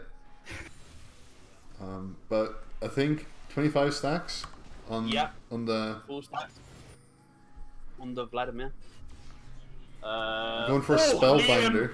Has been hit by the Ash ult, and Nautilus is gonna stun him up, and he's gonna get the kill onto Peskincio. He's now dead, and Sojin wants to get revenge for his teammate. Gonna get the Conqueror stacks. Nautilus is trying to run away. Here comes Armus, gonna get the Rift Skull speed, and not gonna get the kill. And Sojin's gonna take that away from him. Doesn't want to let him get another kill. Keeping Artie's ego in check there, as we do see Nox take down the bot tier tower. Thanks to you, Ferrum. Alright, I'm just going to mention that again. Right, what Penny's has are Warmog's components. Second item. Listen, boys, if you're going to tank jungle, buy Warmog second and you literally win the game. Confirmed. As long as you have 3k HP to back it up. Of course. Of course. People need to stop this. Just, oh, God. Maybe he has overgrowth. He's going to be level 12 soon. He'll have it, dude. So it is the like Trinity Force coming out of Ash. Shane first, which I don't really agree with, to be honest, but maybe we didn't have like enough by other components. I'm really not sure, like, how sure this works out. Is it just like W procs for it? I mean, Stinger is only 50 gold more expensive, so I don't know. Well, what it comes down to in the end with the whole poke Ash kind of thing, yeah, 40% CDR because of Essence Reaver and Trinity Force. Your W becomes what I think is like 3 second or 2 point something second cooldown. You can proc the Trinity Force with it as much as you want. That's not the problem. But you just lack a lot of crit damage because it synergizes with their kit so well. Oh, wait a minute. This is actually third Infernal Drake. There's going to be a fight here. Here comes the Nautilus Soul, going to get the Artemis, and he's going to get slapped up. And Zach's going to get the Drake. He's going to be a 5v5 team fight. Jackson's done free in the back line. Here comes Artemis, heals up all the health he can. The Skinsio's popping off, and he's still alive. Very, very low. As Sojin wants to get more, he's saying, Ferrum, come back here, doggy boy. Get back here, son. And he's going to try and kill him. 3 Infernal Drakes for the side of Pogchimp, and they're going to be running for the rest of the squads of Nox, and Nox is going to run away back under the tier 1 tower, and Pogchimp wants to get this tower, as do see a Vega stun on Artemis. He doesn't have cool for, I suppose, 2 seconds, as they really can't push this tier 1 until the next minion wave comes in. I guess Jax was too busy doing his Tesco shift to realise that they got 3 Infernals. I mean, they have 3 Infernals, they have a Spellbinder plus whatever else you can buy right now, Vlad, with 25 stacks.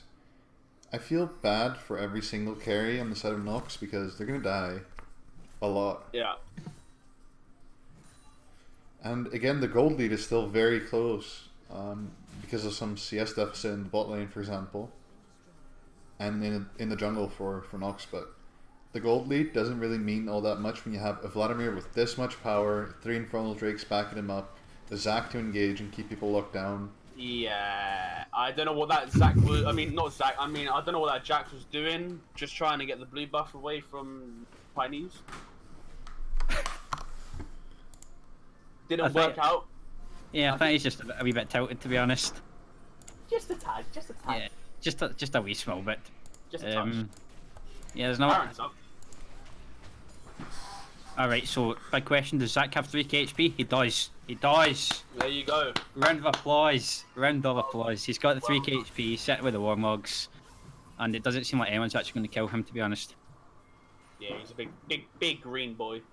He's got Arstrop as well, so completes it.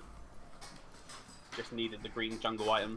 Extremely green indeed, and all I can think is maybe like a Merlin Omicron or something coming in for the Vlad next. Perhaps even avoid staff because there's a bit of magic resist being built up, but this is not going to end well for the side of Nox, even with the scaling. I'm just thinking the ways Nox have come back into the game, and I'm just really not sure.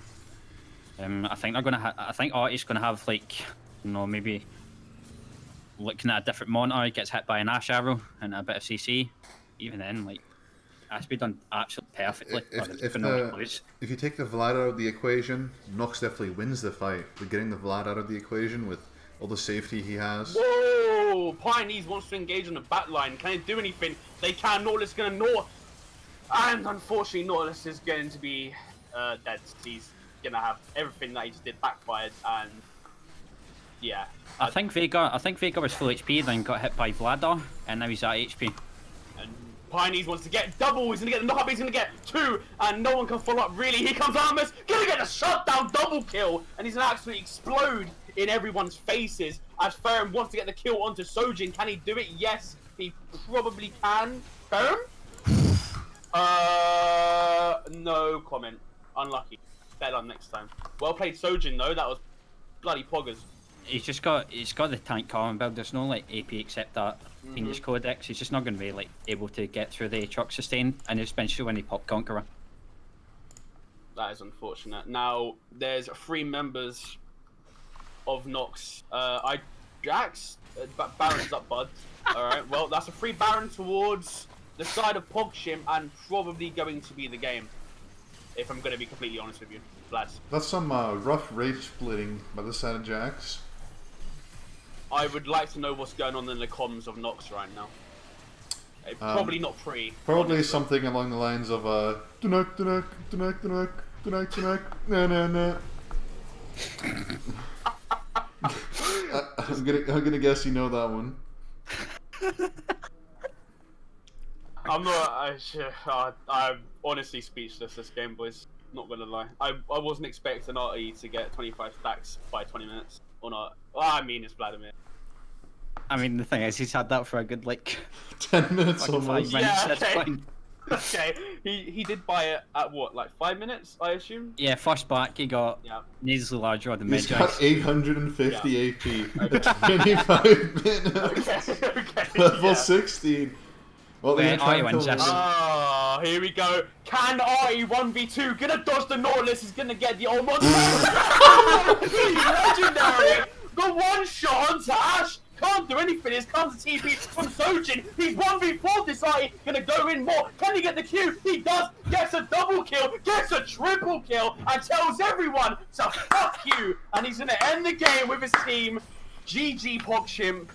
I assume Nox can't really defend as 4-5 players are dead. Alright, I'm expecting an FF vote from Nox in about 10 seconds.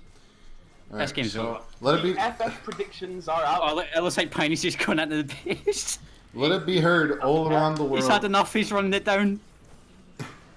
If you're playing against Pogchimp, make sure you look at your work schedule. Take a couple days off, cancel your shift, quit your job, hide in your attic, do something, but don't give him Vlad.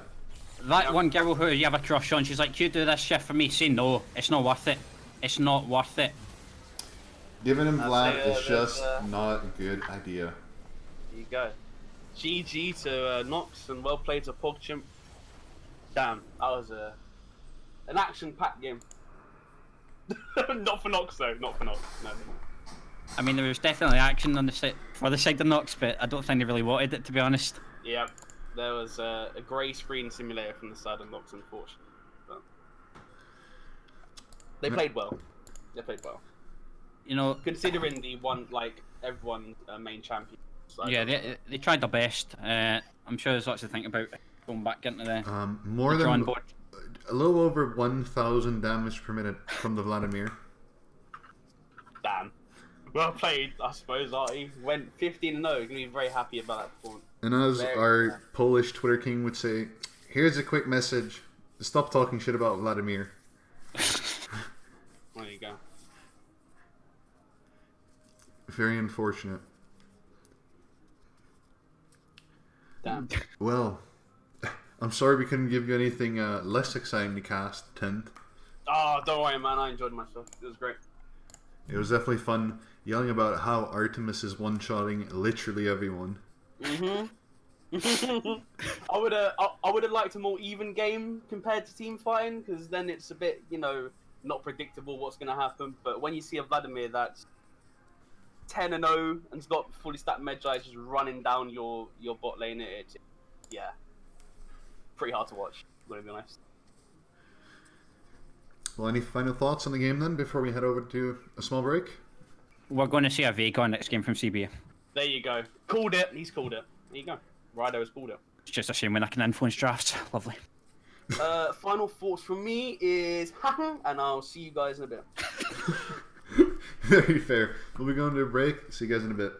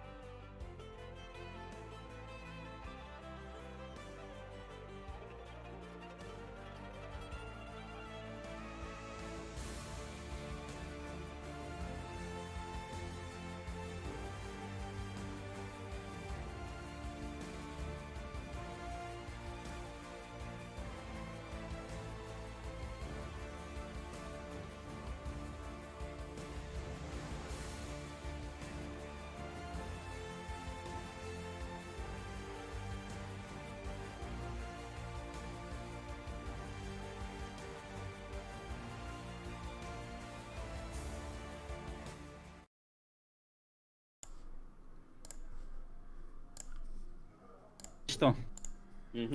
Hello everyone, we're back for week 3, game 3 between actually CBA and Nux. I'm here with Tent and Rido. Feel free to introduce yourself, guys, for everyone that's just joined the stream. Go on, Ryder, you go first. Alright, I'm Rido, I have no affiliation with CBA. Fair enough. And yeah, I'm Tent. If you don't know me, then you're living under a rock. Here you go. Patrick Star in the chat, I suppose. There's a lot of trash talk going on. I'm just gonna quickly mention that for the stream. I don't know if they can see that on your side, Tom. Absolutely yeah. not. Okay, well there is a lot of trash going on. I wish they could, but I'm not going to show it. No, not for the viewers' eyes. Not for the viewers' eyes. If you want to know what's been said, you can go and ask individually each player. Yeah, there definitely has been a few words thrown by the side of both teams. See who can, talk and walk.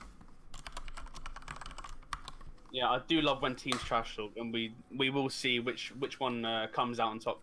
Absolutely. Makes it a lot more spicy, a lot more juicy, makes the defeat a bit sweeter, makes the loss a bit more bitter.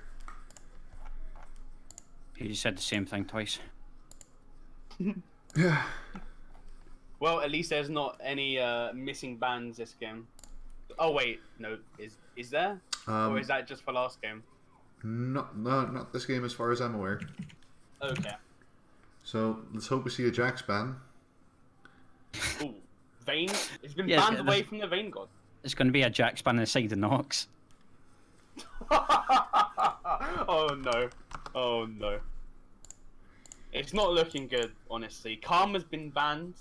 Obviously, Ferrum, flexing on that Karma song. Doesn't want to be played again. Are you using Champ Select? Yes. Absolutely. Alright, client's pucked. Uh-oh. That is not good. That is very unfortunate. No.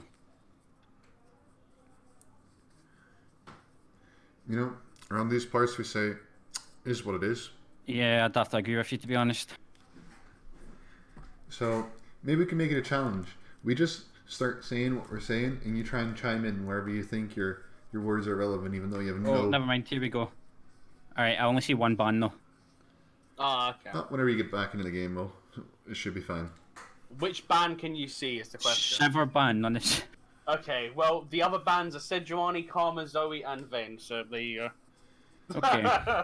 So I think it's just bugged out, so you can only see the ban. Yeah, it's fine. It's just standard bans from the side of each team, I believe. Aatrox banned. Ooh. Did they Right, ban... first pick, it's going to be J4. Alright, nice leaks, coach. No. What? I have no affiliation with CBA. Ah, yeah, true. No affiliation whatsoever. Not the head coach of CBA. No, that's not me. Nah, that's Adiro. Yeah. Yeah, Adiro. Alright, no. Oh no! Nox has got flashbacks. They're having flashbacks. So not got. They're having flashbacks. Indeed, the Vlad enjoyers are going to have another game of enjoying Vladimir. Oh no! Alright, so they've played one game against us. How do you think they're going to change up the draft to maybe counter this? Probably not pick Veigar mid, but probably still lose.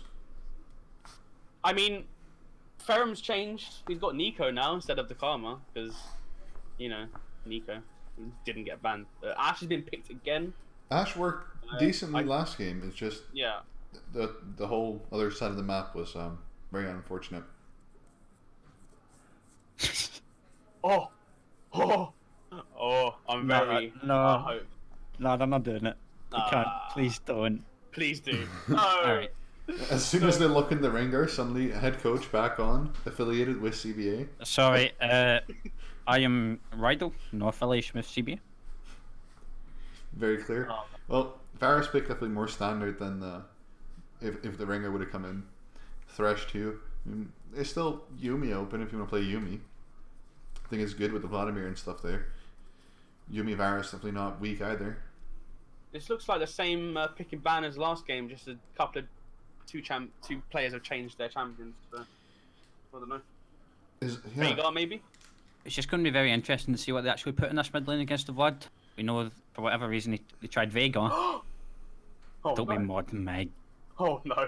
Don't be mod Meg. Demo? Morg mid just doesn't do all too well against the Vladimir, so that'd be pretty much doing the same as the Veigar did last game. It's most likely going down into the bottom lane to pretty much cuck the Varus Thresh combo with all the CC. Demo's got his hands on the Nox players. Basically shouting at them saying like, alright, you're going on Morgana. Right? Morgana only for you now. That's it, man. Guaranteed there'll be a Galio Lissandra as well on the side of Nox. Yep, Glacial Comp, Teamfight Tactics coming in. Oh wait, I just saw Vayne banned. Yeah, Vayne got banned. No, like Vayne came up and it changed to Rek'Sai. Oh. Nice. And then Karma came up there. Nice. They, I think, considering this is starting to become more of a teamfight tactics strat from the side of Nox, they might want to level up to get a 6th player in to have a better shot at this game. Yeah. Maybe they can build a Force of Nature as well to get a 7th in. Absolutely. They can bring on Demo. Definitely, I'm gonna have to choose the golden spatula during the item round. Silas has been banned away, so Silas is obviously not in CF2.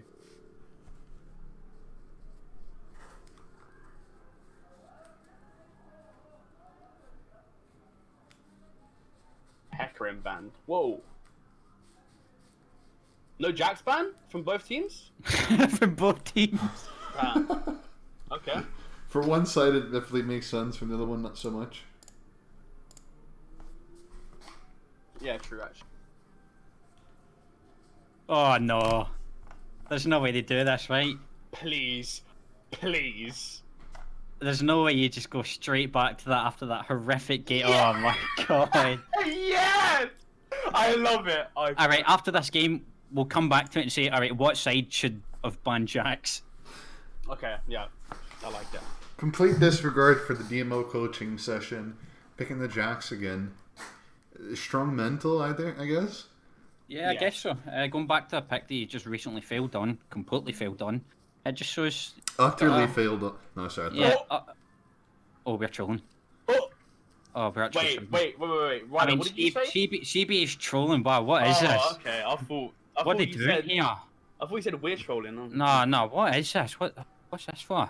This is Oh this is god. beautiful. I do love a bit of Shaco, not gonna lie. See, from what I've heard, alright, CB coaches away, so I think this is just pure slip-ups from the side of the team. God. Hey, I welcome a Shaco. Yeah, so do I. It's always good to see the boy. Arguably not in the best of spots right now. Oh, hold on. Is that actually going to be Morg mid? Yes, DMO has actually coached them very well. It is indeed. Yep. One might question if DMO is actually ringing for Voldemort, actually. You never know. What, you probably accusing people of account swapping? No. Hey, come on, man. There's no win trading going on here. Allegedly ringing. Okay, you might want to have some proof to your allegations before I start pointing fingers, to be honest. Ah, shit. Listen, buddy. Yeah, I'm listening. What's the predictions? Alright, so this... Oh, wow. CB's Dreadpool Nox wins. Well, there you go. Heard it here first. Tom, what do you reckon? Well, there's an actual Shaco in the game. Alright, taking a Shaco out of it, right? I mean, Shaco's going to be out of the game anyway because he's decided to pick that champion. Arguably in not the best spots right now. Oh, man. Someone's been watching Shaco. It's really just dependent on how... Like, they've got very immobile ADCs, but if Shaco doesn't, like, instantly kill them, he's just going to get, like, the orb or the bind from Morgana, and then he's going to die, because he's the most useless champion in the game. If Shaco's not one-shotting, it'd be the Vladimir one-shotting. Or the Jace, depending. Oh, think about it, okay? Shaco goes in, blows Asher, alright, and then what they're going to do? You just used your ultimate on the worst champion in the game. Oh shit. So Shaco is a distraction for the rest of the team. Yeah, exactly. We just leaked your strat, or leaked, sorry, CBA strats on the stream. No, I'm just like, I'm just like theory crafting what might be happening on the CBA comp. Well, we'll see when we get into the game. Yeah, we definitely will see. When we finally get into game. Does anyone on Nox play Mod? I have no clue. Because no one on CBA plays it, from what I know. So it's not a pick that they've taken away from CBA. It's just something that's been suggested. Yeah. Personally, I'm not too sold on the champion. I don't think it's as good as everyone makes out to be. It's like Strawman summon guards, but only used for the ultimate. What would you replace Morgana in the mid lane with? What other mid lane champion would you replace her with? Sion. Sion? Yeah. Yep. You just have to admit, alright, I'm playing against OG Poulsen's Vladimir. I may as well just bite a bullet and actually play Mundo. Yeah, play Mundo. That's what I'd do. Okay. All this time I've spent around... All this time that I've known of Vladimir, I'm still not sure what to pick into it. I don't think you could pick anything into it. That's... okay. Although I'm only Plat 4 boys hard stuck, so I wouldn't listen to me about any analysis in this game whatsoever. Which is why I have these two here with me. We've seen from the previous game that D1 and D2 can smash a Gold 2 player, so I don't really think rank comes into it, to be honest.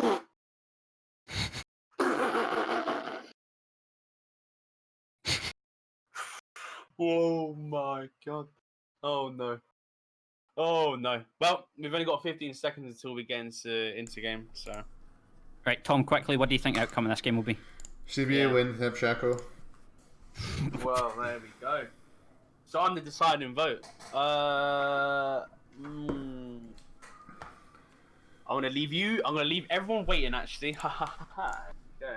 It's gonna be a 1-1. Actually, no. You know what? I'm gonna give it to Nox. All right.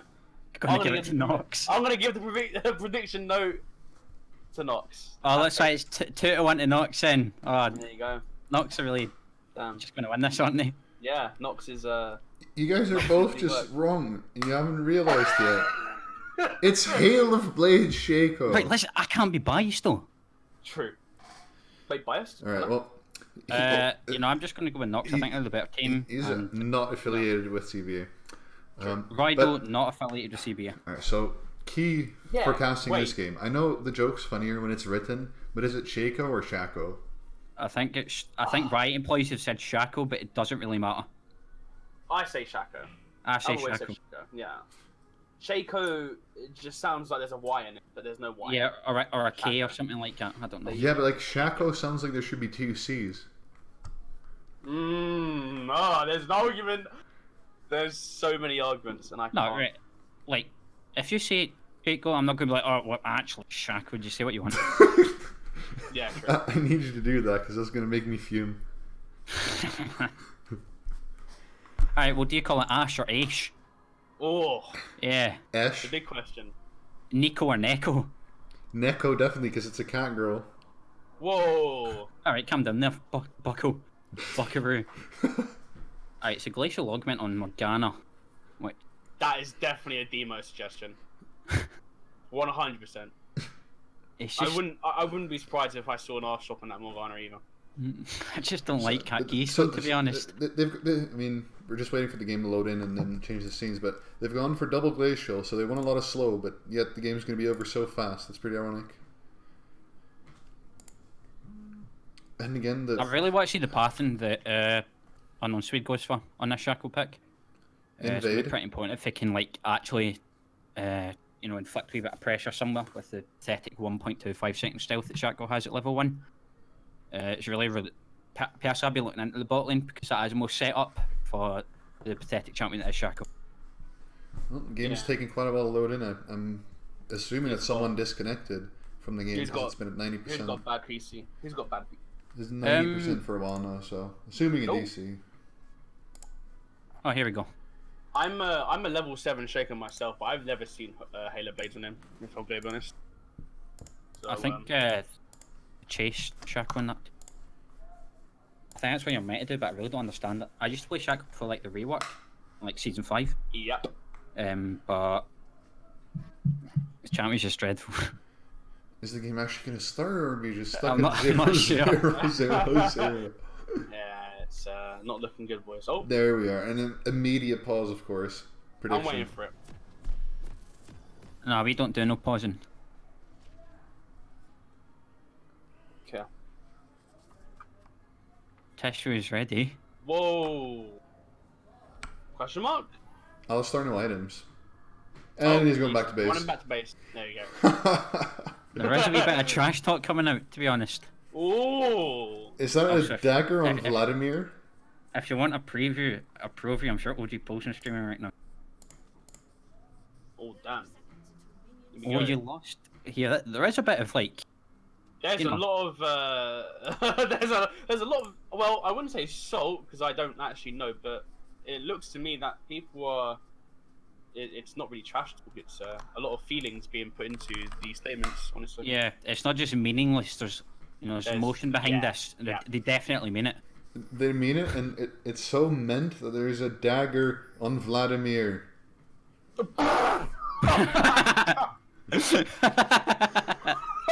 Wait a minute. Oh, okay, there's a Oh, there it is. there we go. Oh, I guess I was a minute too early on calling it. Yeah, we got a minute at least. Tommy jinxed it. There is He a jinxed dagger it. on Vladimir. As soon as you said that, about 2 seconds later, the pause was there. Man. I don't know what to think about this entire ordeal. I mean, So- they picked Shaco, they go like dagger on Vladimir. This is bannable. What do you mean?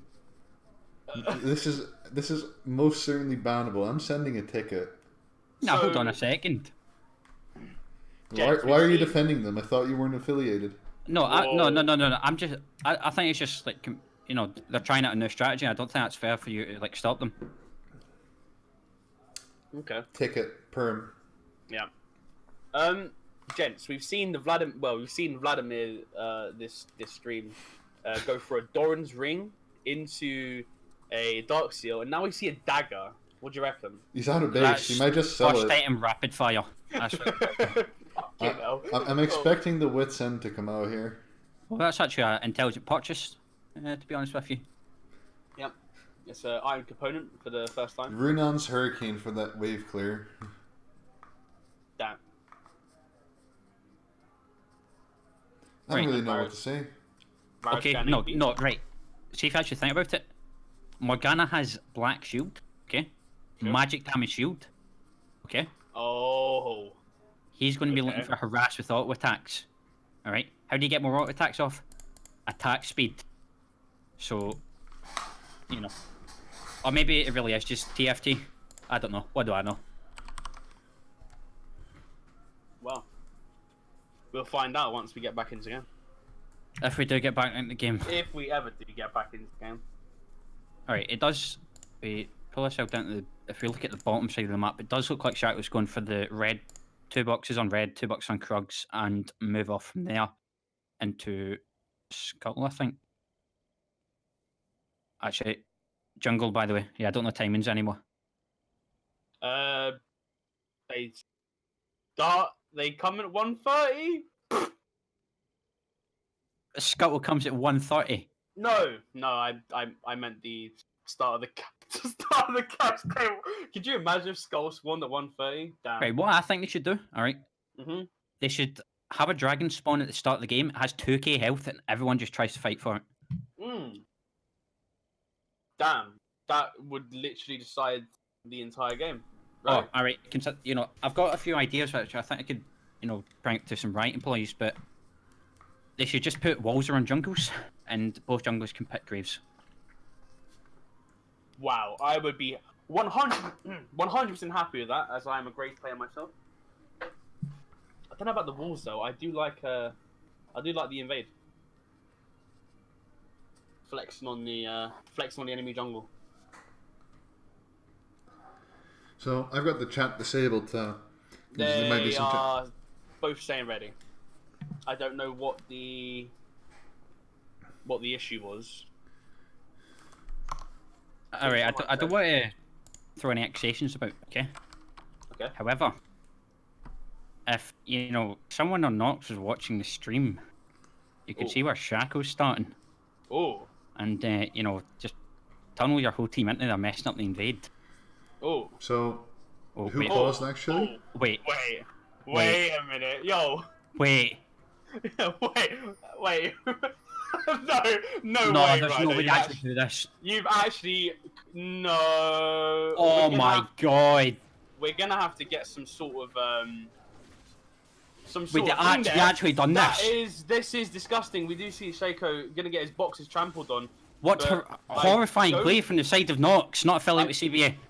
I don't think Nox is gonna do anything apart from that, and Jax has got his jungle key completely destroyed. I kind of just wish that one of the CBA players says, "Nice leash, idiots, goodbye." Also, not try to throw any accusations about. Ah, there we go. I was waiting for the other, the next pause to come through. Yeah, let's give it away. What absolutely disgusting play from the side of the Nox player. Yeah, that was Nah, like it's pretty. I'm going to be honest. It's pretty obvious that Shaco starts red Krugs, in my opinion. Yeah. I don't think we need to look too far into it.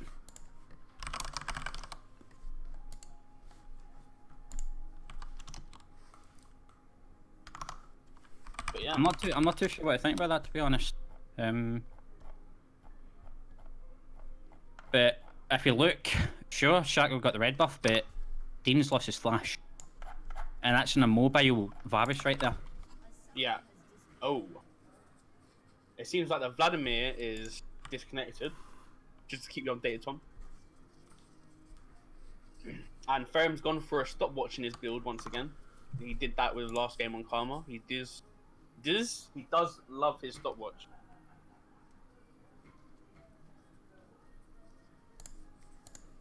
This just sets Jack so far behind now because he's lost HP. He's starting his buff at 155, and they didn't stop the boxes on the bottom right for the Krugs, so Shaco still gets that like enhanced leash. So even though it's like Pepega clown Shaco, there's still stuff that can be done with this like early advantage that got himself from a possible amount of screen peeking.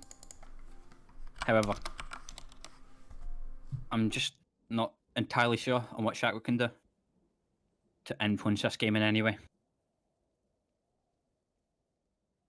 I think what Nox just did is gave Shaco... Oh, I just said Shaco instead of Shaco. Interesting. Well, I'll mix it between the two. It doesn't really matter. I'm pretty sure... I count to all viewers, you know what I'm saying? I'm pretty sure Nox just gave Shaco a free level 3.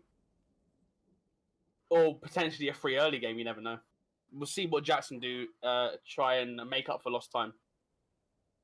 But yeah, that's going to knock about 10 seconds off his... 10, 15 seconds of his first blue. No, if you think that's going to be a lot more than that because it's only Alistar leashing. He's got less HP, might have to back early, and the walk over there's about 20 seconds, and reduced it's going to be about 35 seconds to be honest. Not good. Not good at all. Yeah, definitely isn't. It's just what they can... Like, they've got that small advantage of the thought that Dean or Vaingod doesn't have flash. So they might have to let a wee cheese gank. Because if you see they haven't warded dry, their only ward is on the red buff. Maybe like Jax does this and goes bot lane with a flash from Alistar. I'm really not sure what Jax can do to salvage his way back into the game. Who paused first? Oh, Ferrum. Ferrum paused the first one, and I believe it was Pulse, and it paused the level 1 fight. Also, the Jax or Tomby1 has said in the chat, Dagger Vlad, that's new for me, winky face. We'll see if that comment backfires. I'm gonna assume that one's gonna backfire pretty hard. I'm sure if Nox loses this one, Tommy is gonna get so much flack for what that comment has just been, that statement, sorry.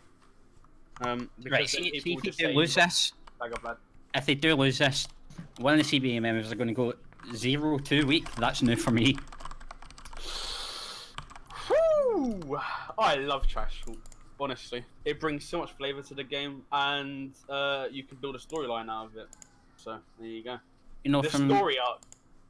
definitely from like other leagues, there has been like, you know, Bad Boy CBA have been part of a lot of rivals. To be honest, the classic LGM CBA one was quite prominent, to be honest, and Royal Reapers to a lesser extent. But you know, it's all fun and games, to be honest, unless you take it a bit too seriously. But Yeah. you know, adds a wee bit of spice into the mix.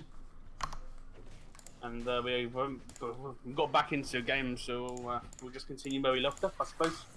Yeah, not particularly far in. Just seeing Shaco get bullied a tiny bit.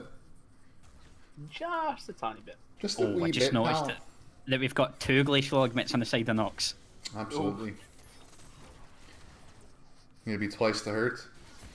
Yeah, you're really not used to Jace getting the one bullied, but with that particular pick, it's just... Nico is just, you can do whatever on her. There's too much utility in there.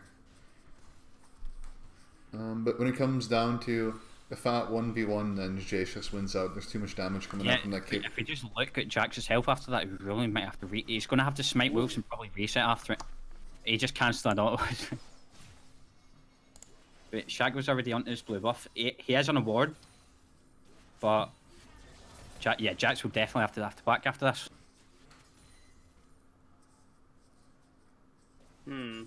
We just saw Ferrum go into the top side of the executed. Oh no. He's actually just come for the scuttle. A bit more health, but I really don't think he should be sitting about. Yeah, that Jax. He's on a ward. Like, Bolly should be able to roam up and just kill him here. 62 HP on the Jack. We do see the Fresh walk up towards it. We do see an engaged top side. It's going to be a fight. Fresh really wants this. Vladimir's walking close. down. That is on. And that's the whole advantage that Shaco had gone, because he walked from the top side, didn't get a top scuttle. And Jack's a better AoE clear compared to the Shaco, who only has like Raptors up right now.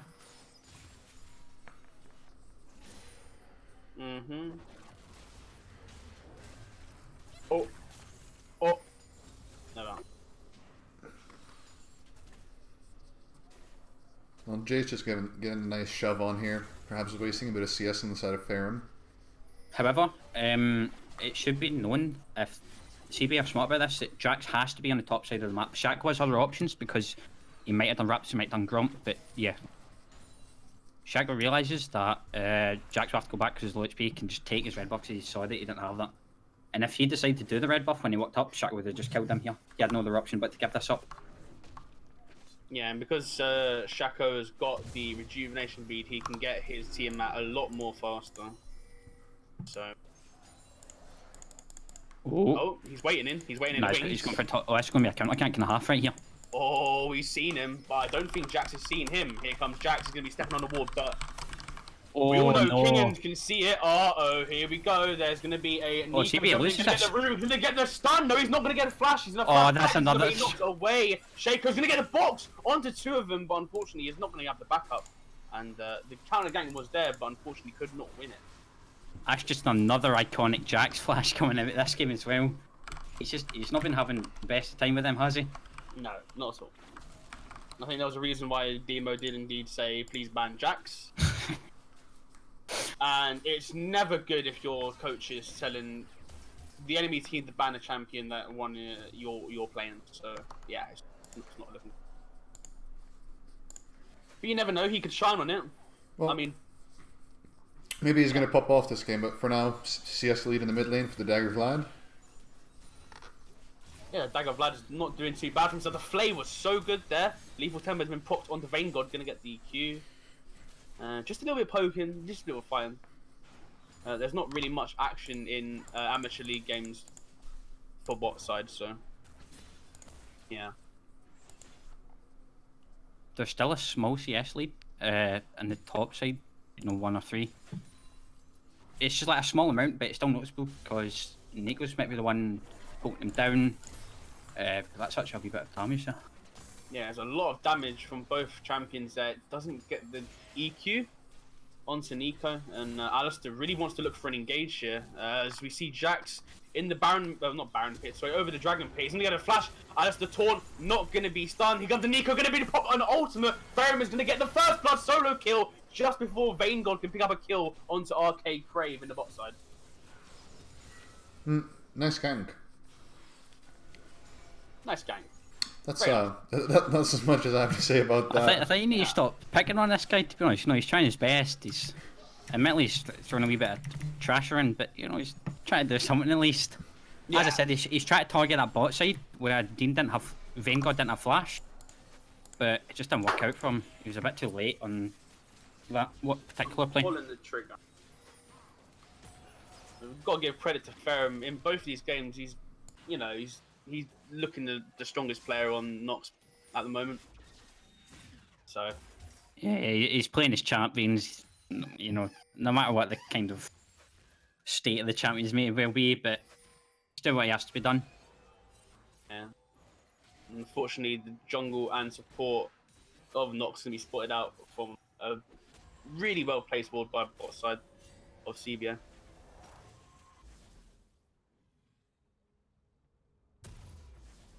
Personally, I don't like that word, because if there was a blast plant, I think you jump into it, because you don't actually go outside. However, I might be wrong about that. What I think you should have done is maybe put up a bit more. Like into the river, or just put it in the bush. That's fair. You know, it's just small things, but, you know, small things make the world of difference, maybe. Yes. If we're using the Tesco slogan, every little helps. So. Absolutely, I have to agree with you. And Shaco's picked up his Tiamat now, so there's the first power spike for the boy genius coming into play. I say power spike, I meant jungle clear power spike. There you go. Yeah, it's definitely not a power spike. It just helps him be able to actually do like these raptors and the other AoE camps, because he just doesn't have any other option instead. Like, the power spike is just to help him to his actual power spikes. Yeah. So we'll call it a mini power spike. A power spike can, on the road to a power spike, we'll call it. Okay. That's for better terms, yes. Have you started to look, and there's a 1k gold lead for the side of CB, even though Team of Nox got the first blood. It's just down to like the CS difference in the jungle, top, and the mid lane to a smaller extent. But it kind of makes up for in the bot lane. Yeah, there's not actually that much of the CS difference for both these teams is literally 5 or 10. It's not that big. So it all comes down to whether they can kill the opponent lane or they can try and catch out the jungler. Both junglers are level 6 now, so we'll look for an engage right now. As you see, Vanguard gonna pop the ultimate, and Shaco is here. The bloody lantern! I was speechless there. I was not expecting that. That's just a really standard play right there. Yeah. The Varus out onto the non-level 6 Alistair, just a free kill with the Thresh added on. Shaco didn't do anything. Oh, the Jace does not know that Jax is here. He's going to get the E and the roots. Ferrum going to pick up that kill thanks to his jungler there. And I'm pretty sure CBA can get a free Drake, as they do see the Jax top side. This really isn't too bad for them. The poke that Jace will be suffering from the Nico, really countered by the good Ocean Drake. Overall, it's really not that too bad. Nico does get a good few points here, though. Game announcement on Kill Dragon Blue Minion. Dragon Blue Minion. Well, the dragon is coded as a minion, ladies and gentlemen. I mean, what isn't coded as a minion in this game? Ah, true. I mean, even the Teamfight Tactics. Minion. Ah, you got me there. There's a Hextech flash, as we do see the Shaco go on the tower. Nice hook there, and the Ashe ult is going to land, and Vanguard is on a killing spree. Once again, it's just targeting this Alistair. He's not being able to get his level 6 yet. He doesn't have flash either, so it's just 3 kills over and over. Like, one bit of CC lands. I want to rewind the game, and I really want to see if Ashe was actually pushing the way before the Alistair could even get to lane, because obviously Alistair was leashing the Jax. And if the Ashe took the 3 minions, that is probably the reason why Alistair is not level 6 yet. So, a bit miscommunication there, but we'll see if Nox can fight back with Ferrum taking over the top side. Ooh, big chunk. You know, people like Vanguard's mostly used to like these hyper carries, like the Kai's to the Vayne, but he's also really good at his utility picks. He has the option to pick them like the Varus, sometimes even the Ashe. You know, he's not just like corralled into this one kind of play style. Yeah. Here it comes again. Alistair's still no level 6, but he has a flash this time. Yeah, there's a flash, there's a flay, and here comes a Shaco. He's coming to play, and he's not going to get the kill, but Vayne God flashes forward. And now he's on a rampage. 4-0, what a genius. Just once again, this Alistair without ult, he still hasn't got it yet. They just keep on like exposing him. It's just he had the flash this time, but his Ashe is going down. Very sad they're picking on him, but also a very sad day not to be affiliated with CBA. Really making some good plays right here. I'm pretty sure Diro is very happy with his team at the moment. You know, yeah, like maybe a little mishap. Personally, in my opinion, I wouldn't have picked Shackle, but you know, I'm not the head coach of CBA, so what do I know? There you go. You know, in the end, when it comes down to it, the wave shoving in the mid lane with the Vladimir dagger is just like really accelerating the pace of the game. He's still sitting with this dagger. The dagger is insane. Yeah, I really hope he builds it into an oh. Here comes the flash! He's gonna get the E and ult, and the Black Shield's gonna save him. The Ignite is there, and unfortunately the Morgana is gonna go down. Nico's gonna pop the ult. He's gonna get pushed back, but he's still gonna get a stun onto King and Canny. 2v1, no, but the Jax does not get the flash off, unfortunately, and Jax goes down. That's Jax. Oh. Just, oh. Oh, I was really wondering what happened there, but I think the Ashe. I think that Ashe ult for Varus, but it hit Ingod. But that's Jax. He just can't use his flash key properly, can he? Maybe it's broken. Or he put it on the wrong one. You never know. And now, the side of CBA can get 3 heralds. Oh no, Nico staying to get the wave. Sorry, but it's probably still gonna be 3 as Jax did die top lane. CBA just love doing this, constantly putting like a bit of pressure on the bot lane, getting the tower down quickly, then instantly lane swapping for the herald up top. Yeah, if you get the herald early game, you have the game by the balls, if you could say that. As do see Fresh with a flex trap, and he's gonna knock up and kill with the help of the rest of the team. The Alistair. Vayne God has got 5 kills now. 4 of them were on the Alistair. Not looking good for Nox. That's a lot of solo gold for the Vladimir here. He's gonna get. Yeah. Sorry, on you go. It's like maybe like a 500 gold influx here from all the plates, not quite being able to get the tower. The last plate not going to be taken, but it's like 600 gold for him solo. He's going to be really happy. Yeah, it's going to be a zeal right there. He's got 3.3k gold. If it's not the wit's end, very sad. It's right into a shiv. Maybe he's just like trying to give like a subliminal message, if that's how you say it. No, oh, never mind. He sold it. He sold it. No, right. I wanted to see the Nasus too. I mean, or the wit's end. Maybe it's like some hidden meaning where it's like we're gonna put the dagger in their heart, something like that. You're just picking up the dagger. Oh, the Ashe ult has been landed on the clone, unfortunately. So nothing's gonna be happening there. There's a teleport from the Morgana and Ferrum as misclicked his ult on it. Unfortunate. You just know it's just pure tilt at this point. It's just like a lot of bad plays coming out. Oh, Jax is going for it. He doesn't care. Gonna get the blue smite down. He's popped it there and can. Not quite. You know, it's what it is. I tried. We do see the Vladimir go in with the mid lane, and Morgana can't really do anything. Pops the ultimate, but does not do anything. As Poulsen gets another kill onto the Morgana. Even without the dagger, just like putting in work. Even without the dagger, I can't believe they actually done that, especially when the attack speed's not backing them up. Well, this game, he didn't go for Rabadon's first time. All the Medjais do see Vayne God pop the ultimate onto Ashe. He can't do anything. Ignite comes down. Flay is not going to land as Vayne God goes forward. Going to get the Ignite popped. He's going to get the heal down. Going to kite backwards as we do see Alistair. He has popped the ultimate, but he can't do anything. Shaco, he's going to go down to the tower as do see Jax try and get his red buff, but he can't do even Vladimir pops him again. Killing spree for Poulsen, and Jax is down once again. It's not looking good for the Jax. All this trash talk and it's fired back. Alright, so see if we think about that red buff is a wall, okay? And then we think of Jack's staff is this jungler's head. That's kind of like a representation of what was going on there. As Vladimir just comes into this jungle and takes his red buff. This is not looking good for Nox. Not looking. There is a chance though, as Ferrum is 3-0. Yeah, don't let the ult that missed top lane affect you. He's gonna come back. Oh, there we go again. Wow. Oh, back onto the caster overlay we go. Oh, it's a wee bit more. It's a wee bit more trash talk. Oh, not a wee bit. There is there's gonna be a lot of trash talk. I can already tell.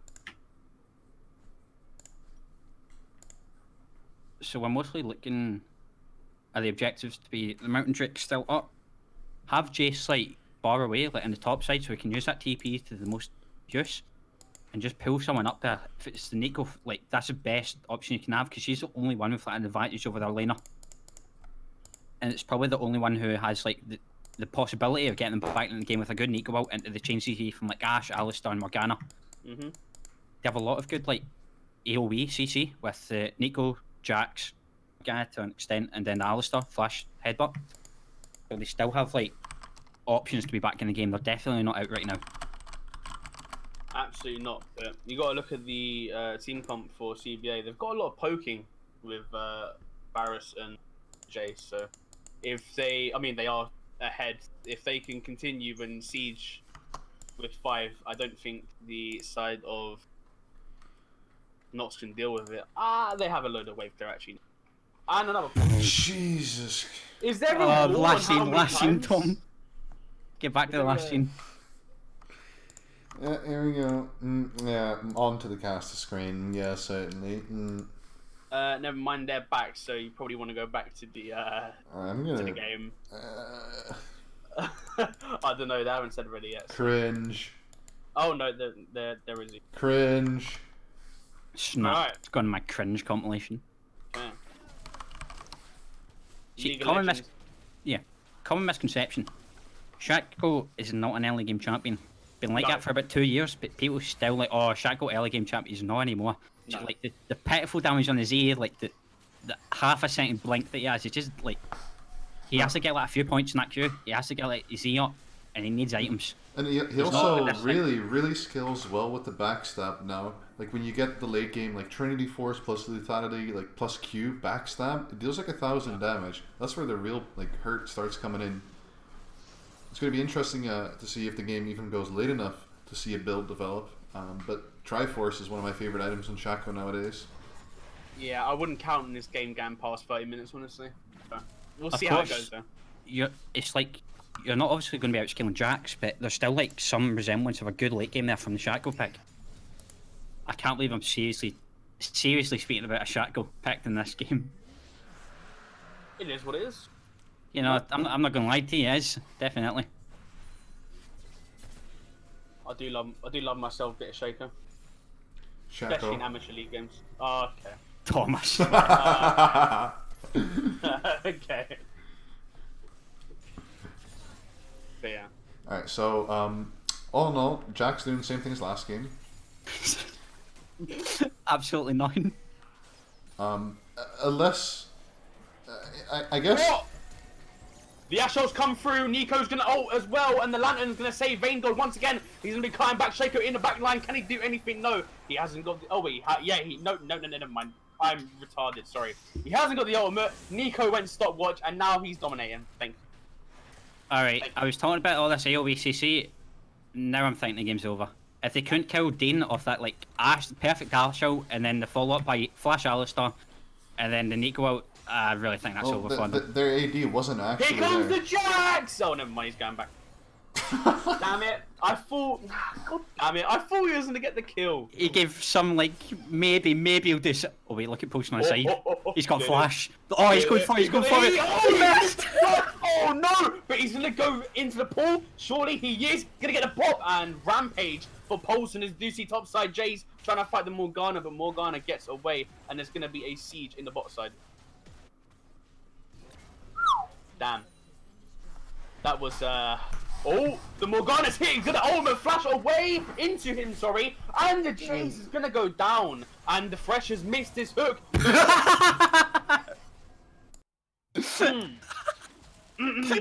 Wait, is she gonna execute? The tilt has set in, boys. The tilt has set in. In the past 2 games, There's not been a single good flash coming out from Jax. I just want to say something real quick, and that is, actually no, never mind. I'm not gonna say. Never mind. Nah, speak your mind. Speak your mind. Okay. All right. That's it. That's it. That's all I had to say.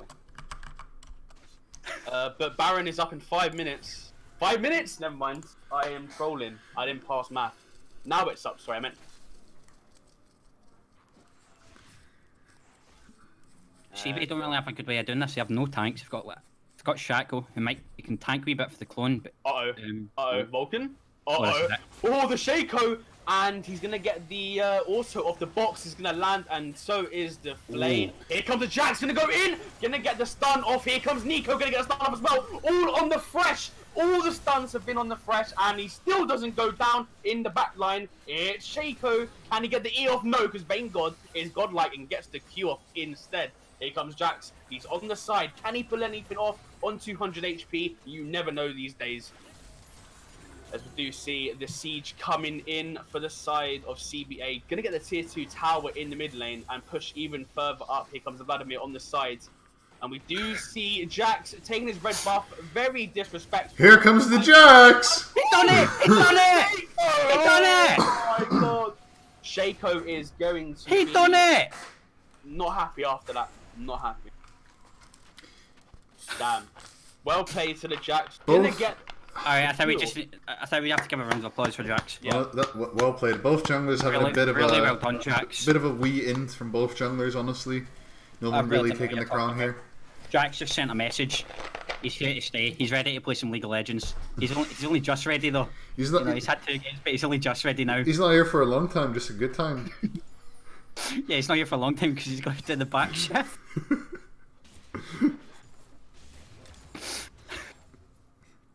And now it's just going to be a war of attrition for both teams as they're going to get a vision around top side jungle on the red side.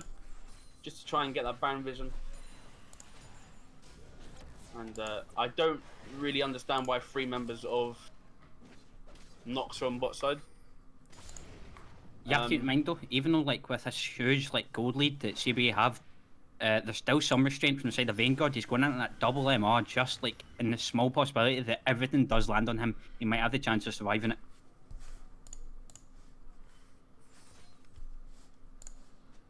Yeah, he doesn't. He just, you know, I respect the AD who builds defensive. Doesn't always build the big boy items, if you will. Yeah, like Noah. I mean, when it comes down to here, the more magic resist he has, that like he's just not going to die. There you go. Oh! The hook has missed. Ash Arrow has missed as well. The lantern comes in. The pool. Is there a ward they can place on it? Oh no! Oh. He doesn't need the ward because Alistair's standing on top of the lantern, and unfortunately Paulson's gonna Jax go down. got the kill. He's sending a Down on the message. Jax. Never mind, he's dead. I'm sure the head coach of CBA is really going to speak to Paulson about that one. I'm sure he will. You'll have a quick word. And we just seen Jax die again, so I'm pretty sure Baron is up. Well, It's up. never mind. Like- It's not. Yeah, They- it is up. Hmm. They're gonna take it. I don't really think Nox. Actually, no. I know Nox is not gonna do anything because they genuinely can't. They're 12k gold down, so yeah. This is gonna catapult the gold lead for Just waiting for Vlad. thingy. Yep. Fair enough. There we go. What All right. great teammates. Perfect team coordination, guys. The head coach is definitely going to be happy about that one. Yeah, so he fucking will.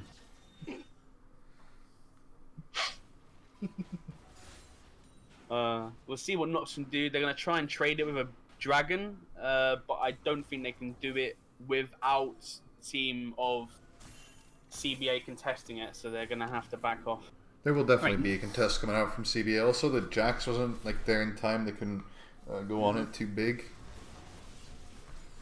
Nox still get someone out of this game, okay? They're going to be the first and only team to lose to Shaco and EQ. That's what I'm going to say. Not the only team. I expect another Shaco Yeah. to come out from CBA against like the likes of AMG, perhaps. Ooh. Oh, man. That's a good one.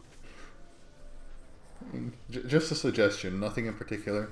Just a suggestion. I'm sure if you speak to the head coach, you can make something happen. Tom becoming assistant coach for CBA, confirm?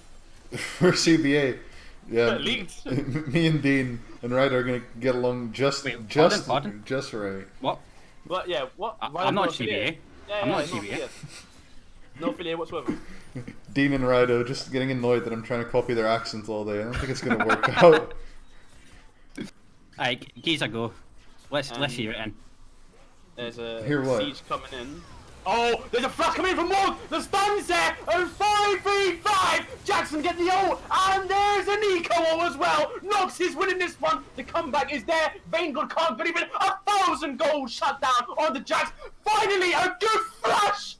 Onto the side of Shaco, and unfortunately Shaco does go down. Here comes Polson, can he do it? There's Keenan and Polson at the 2v5 gods. Here comes the flash.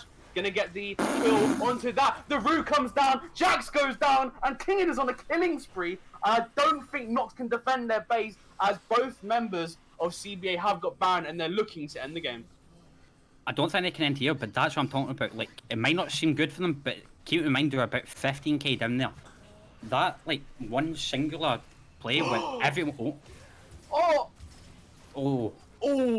Just not I mean, quite. it was a very good play with all the stuns coming down the chain from Morgana into an Alistar combo, into the Nicole to mid in the roots. And everything was really well organized, but the Varus stayed alive for so long because of the Hex Drinker, because of the Wit's End healing, amplifying.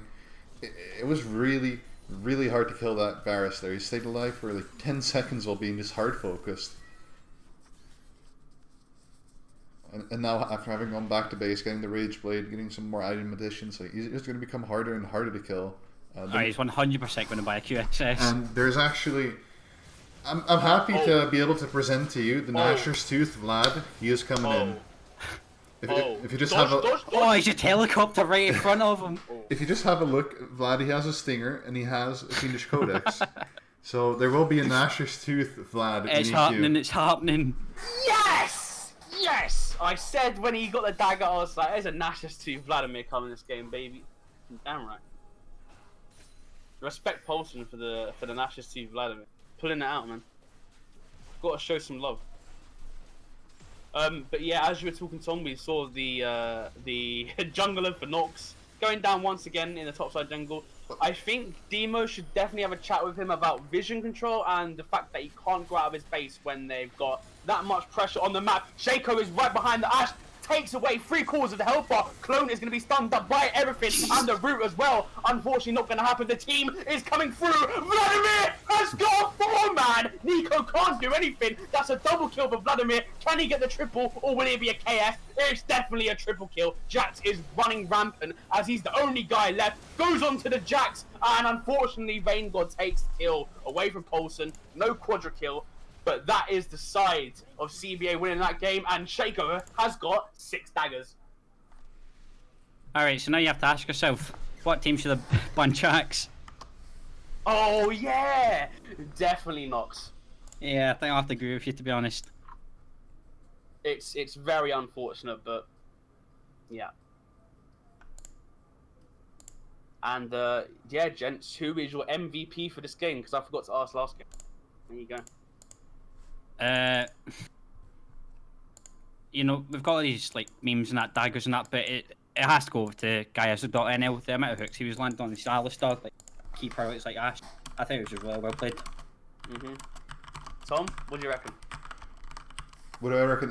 Which team should have banned Jax? And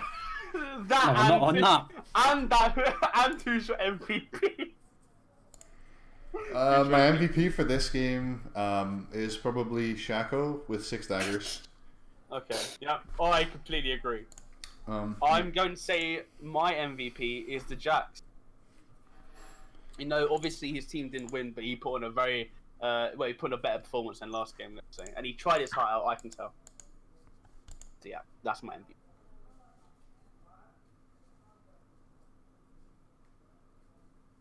And I think that's all the games done, if I'm correct, Tom? That is indeed all the games done. Okay.